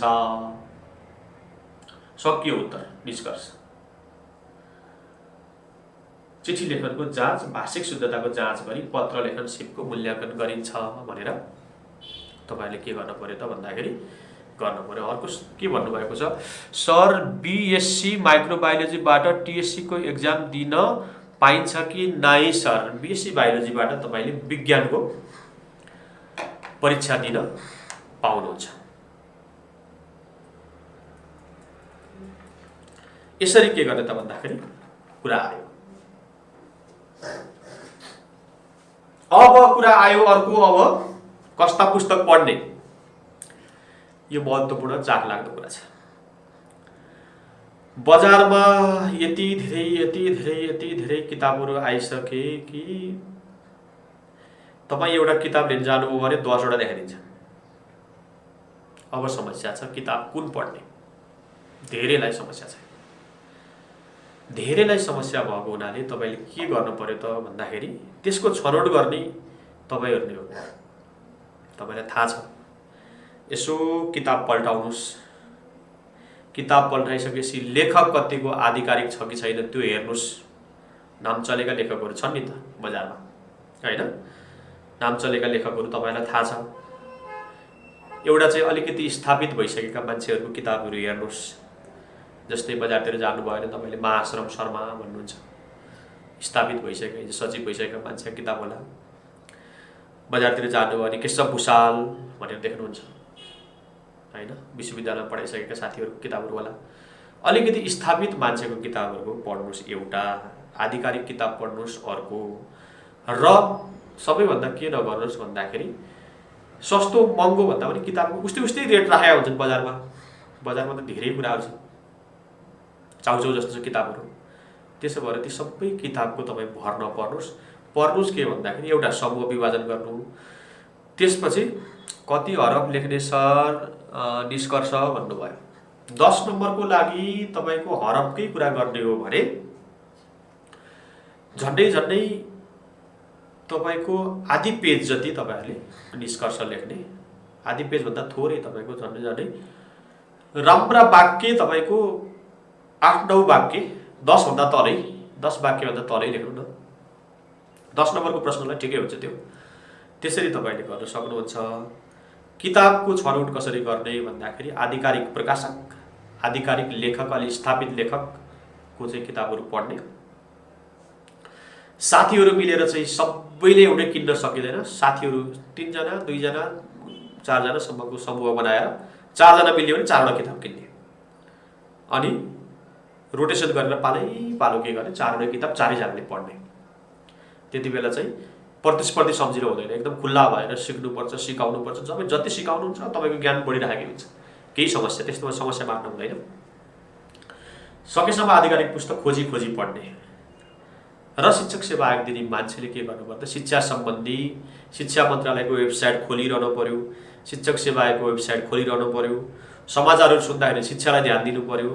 कान्तिपुर गोरखापत्र पढ्दाखेरि शिक्षा भन्ने छुट्टै पानो हुन्छ, त्यो हेर्नु पर्यो। गोरखापत्रतिर शिक्षक सेवा आयोग लोकसेवाको छुट्टै पातो पनि हुन्छ, त्यो पनि हेर्नु पर्यो। त्यसरी तपाईँहरू के गर्नु पर्यो, जान पर्यो। प्रश्नको चाहिँ ढाँचाको राम्रो ज्ञान हुनु पर्यो। कहिले हुन्छ जाँच भन्नुभएको छ नि, जाँच चाहिँ अब नजिकै हुन्छ, निकट भविष्यमै हुन्छ, धेरै पछाडि जाँदैन। यदि यो कोरोनाको महामारी हुँदैन थियो भने त यति बेला तपाईँहरूको रिजल्टको प्रतीक्षामा बसिसक्नुहुन्थ्यो। तर अफसोस त्यस्तो हुन सकेन। अहिले मैले भने गत हप्ता मात्रै लोकसेवा लगायत शिक्षक सेवा आयोगले गरिएको परीक्षा सञ्चालन गर्ने निर्देशन नेपाल सरकारले दिइसकेको छ। त्यसो भएर यो चाँडै नै खुल्छ। चाँडै नै खोलिसक्ने भएको हुनाले के गर्नुहोस् भन्दाखेरि तपाईहरू शिक्षक सेवा आयोगको लागि चाहिँ तयार हुनुहोस्, मानसिक रूपमा तयार हुनुहोस्। पाठ्यक्रमको राम्रोसँग अध्ययन गर्नुहोस्। पाठ्यक्रमको राम्रोसँग अध्ययन गरिसकेपछि तपाईले के गर्न सक्नुहुन्छ त भन्दा तीसँग सम्बन्धित कुराहरूलाई तपाईहरूले राम्रोसँग बोध गर्न सक्नुहुन्छ। जाँगर नलाई गर्नुभयो भने राम्रो हुँदैन। तपाईँ जाँगर निकाल्नै पर्छ, तपाईँले दुःख गर्नै पर्छ। एकपटक दुःख गर्नुहोस् न करियरमा, आफ्नो करियर बन्छ। जागिर अहिलेको जागिरको सङ्कटमा चाहिँ व्यवस्थित जागिर हुन्छ, होइन? विदेश भागिरहनु पर्दैन। यी यावत कुराहरूले गर्दाखेरि मेहनत गर्नुहोस्, होइन? अब खुल्दाखेरि कोटा पनि अलि धेरै नै खुल्छ, त्यो हिसाबले तपाईँहरूले के गर्नु पर्यो त गर्नु पर्यो। अर्को कुरा के भन्दा अहिले चान्स पनि छ। चान्स किन छ भन्दाखेरि लाइसेन्समा एकदमै सीमित मान्छेहरू पास हुनुभयो, धेरै थोरै मान्छेहरू अध्ययन अनुमति पत्र प्राप्त गर्नुभयो, धेरै कम पर्सेन्ट मान्छेहरू पास हुनुभयो। त्यो भएर जति पास हुनुभयो उहाँहरूलाई ठुलो चान्स पनि छ, अवसर पनि छ। मलाई विश्वास छ तपाईँहरूले यो अवसर, यसलाई चाहिँ तपाईँहरूले चाहिँ आफ्नो पोल्टामा पार्नुहुन्छ। यो अवसरलाई तपाईँहरूले खेर जान दिनुहुन्न, त्यसरी लाग्नु पर्यो। र अहिले अरू सामग्रीहरूमा पनि धेरै छ। युट्युबतिर हेर्नुभयो भने धेरै कुराहरू आइरहेका छन्, त्यो पनि सुन्नुहोस् कहिलेकाहीँ। अरू अतिरिक्त सर यो प्रश्नमा प्रयोजन क्रियाकलाप र मूल्याङ्कन अलग अलग बुँदामा लेख्दा के हुन्छ, त्यो पनि ठिक हुन्छ। तपाईँले भनेको कुरा ठिक छ। किन भन्नुहुन्छ भने मैले चाहिँ प्रयोजनलाई चाहिँ सुरुकै प्याराग्राफमा लेखिदिएँ, त्यसपछि क्रियाकलापलाई बुँदामा लेखेँ र मूल्याङ्कनलाई मैले अर्को तेस्रो प्याराग्राफमा लेखेर मैले चौथो प्याराग्राफमा चाहिँ निष्कर्षमा टुङ्ग्याइदिएको हो। तपाईँले भनेको ठिक छ।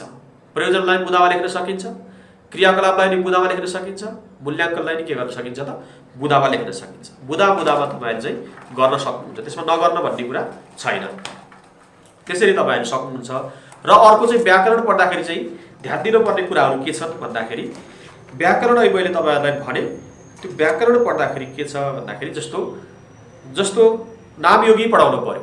नामयोगी पढाउँदाखेरि तपाईँहरूले सोधिदिन सक्छ।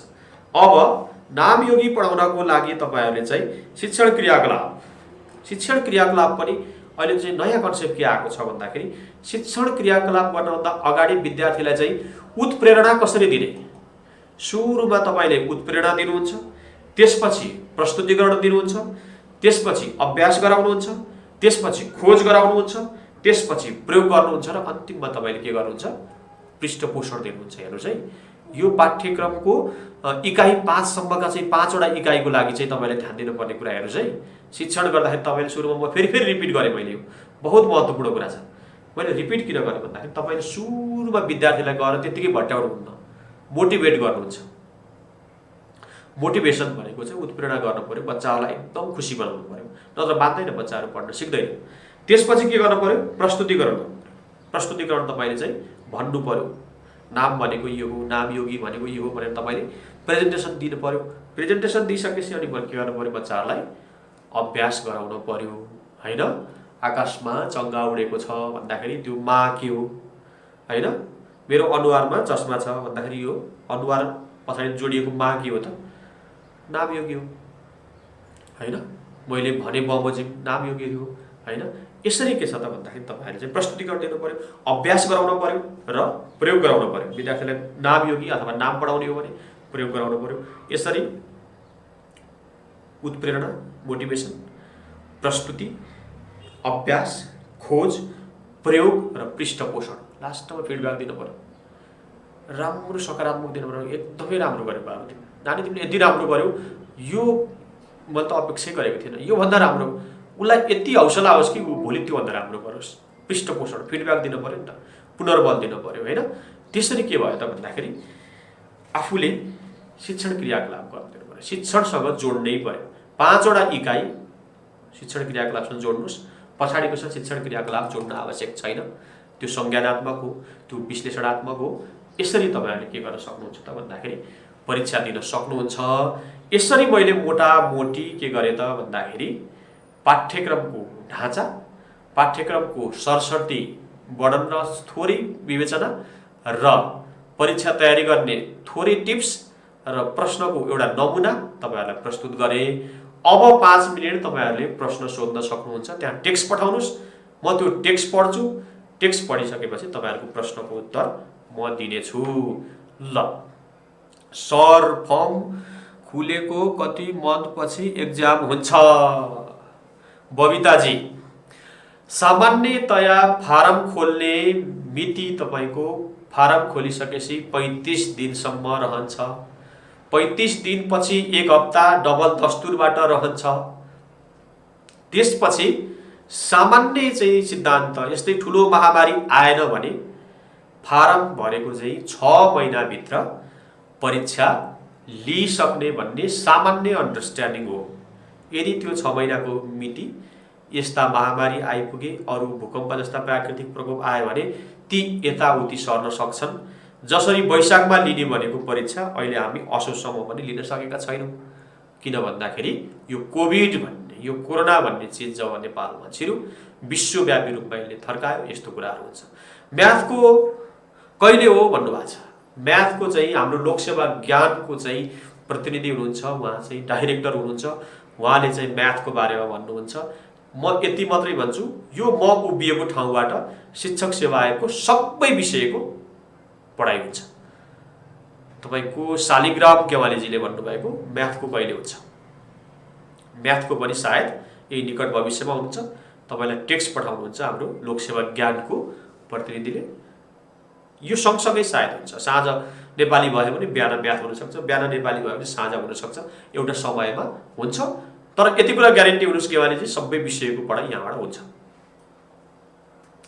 अरू प्रश्नहरू प्लिज, प्रश्न जिज्ञासाहरू अरू केही छन् भने म हेरिरहेको छु, तपाईँहरूको कमेन्टलाई प्रतीक्षा गरिरहेको छु। 77 मा हुन्छ कि नै भन्नुभएको छ सरिता ताम्राकारजीले। 77 भनेको यो चाहिँ अब 77 भनेपछि असोज हामी आइसक्यौँ। 77 को हामी आधा आधीमा छौँ। आधा आधी पार गऱ्यौँ भनिसकेपछि दसैँ तिहार पछि भयो भने लगभग सबै सरासर भयो भने 77 को लास्ट चैत मसान्तरतिरबाट चाहिँ सुरु हुने सम्भावना चाहिँ रहन्छ। फर्मल्ली सब्जेक्टिभको क्लास कहिलेबाट हुन्छ सर? 1 गतेबाट हुन्छ।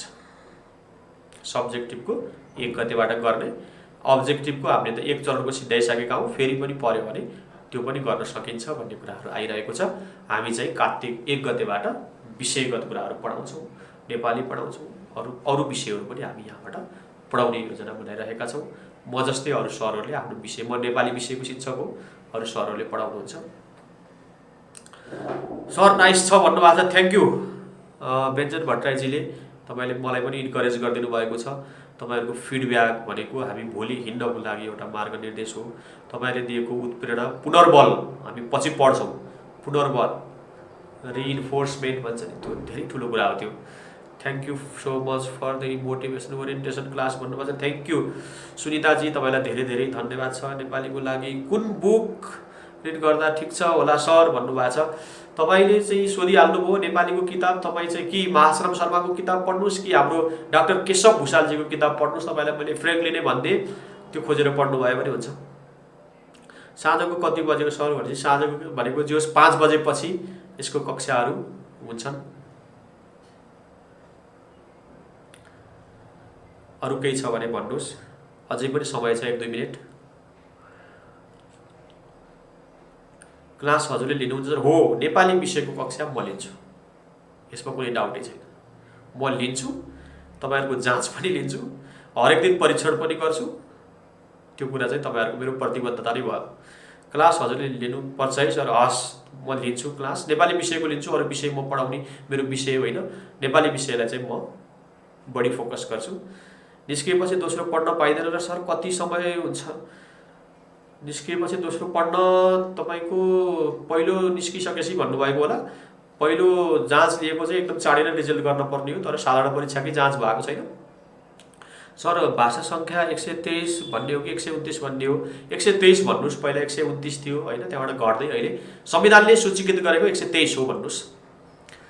राष्ट्र ब्याङ्कको क्लास हुँदैन सर? राष्ट्र ब्याङ्कको क्लास पनि सायद लोकसेवा ज्ञानमा भए जस्तो मानेको छु। तपाईँले हाम्रो लोकसेवा ज्ञानको प्रतिनिधिसँग चाहिँ सम्पर्क गर्नु होला, त्यहाँ फोन नम्बर पनि दिनुभएको छ उहाँले। कति किन्छ सर के भन्नु मैले त्यो मैले त्यो बुझिनँ। तपाईँको अलिक नजिकै गयो भने बुझ्छु कि बिजी हो हुन्छ र सर? मैले तपाईँको कमेन्ट अलिअलि बुझिनँ टाढाबाट। त्यसपछि अर्को थ्याङ्क यू सर, धन्यवाद तपाईँलाई, नाइस क्लास भन्नुभएको छ, थ्याङ्क यू। जसोदा गिरिजी तपाईँलाई धेरै धेरै धन्यवाद छ। र यसो भन्दै मैले सुरुमा भनेको थिएँ, तपाईँ जहाँ हुनुहुन्छ सुरक्षित रहनुहोस्, हाँसी मस्त रहनुहोस्। जिन्दगीमा चाहिँ निराश भएर केही हुनेवाला छैन। धेरै समयपछि मान्छेको जिन्दगी प्राप्ति भएको हुन्छ, फेरि पुनर्जन्म हुन्छ कि हुँदैन मलाई त्यति विश्वास छैन। यो जन्ममा सकेसम्म राम्रो काम गरौँ, नराम्रो काम एउटा पनि नगरौँ। कहिलेकाहीँ झुक्किएर गरिएछ भने पनि त्यसबाट चाहिँ माफी मागौँ, आत्मा आलोचित हौँ र सबै जहाँ सुरक्षित हुनुहुन्छ हुनुहोस्, पढ्नुहोस्, लेख्नुहोस्, मस्त रहनुहोस्, आफू पनि सुरक्षित रहनुहोस्। बुवा मुवा भाइ बहिनीहरूलाई पनि सिकाउनुहोस् हामी जटिल परिस्थितिमा छौँ, जटिल परिस्थितिका बावजुद पनि हामी जोडिएका छौँ र मलाई त विश्वास छ हामी एउटा लक्ष्यमा पुग्नेछौँ। हामी आधार शिविरबाट आजबाट सुरु गरेका छौँ। हाम्रो लक्ष्य भनेको सगरमाथाको चुचुरोमा पुग्ने हो। चुचुरोमा पुग्ने मात्रै होइन, सुरक्षित तरिकाले फर्केर हामी चाहिँ आएर समाजमा केही गरेर देखाउने हो। त्यति कुरा तपाईँहरूलाई प्रतिबद्धता व्यक्त गर्दै मेरा कुरा झन्डै 2 घन्टा भनौँ 2 घन्टा मेरो कुरा सुनिदिनु भएकोमा र सुनेर एकदमै सकारात्मक प्रतिक्रिया दिनुभएकोमा म तपाईँहरूलाई विशेष आभार व्यक्त गर्न चाहन्छु। तपाईँहरू चाहिँ एकदमै खुसी व्यक्त गर्न चाहन्छु। यति भन्दै आजको यस नेपाली विषयको ओरिएन्टेसन क्लास अभिमुखीकरण कक्षा यही समाप्त भएको घोषणा गर्दछु। धन्यवाद, नमस्कार।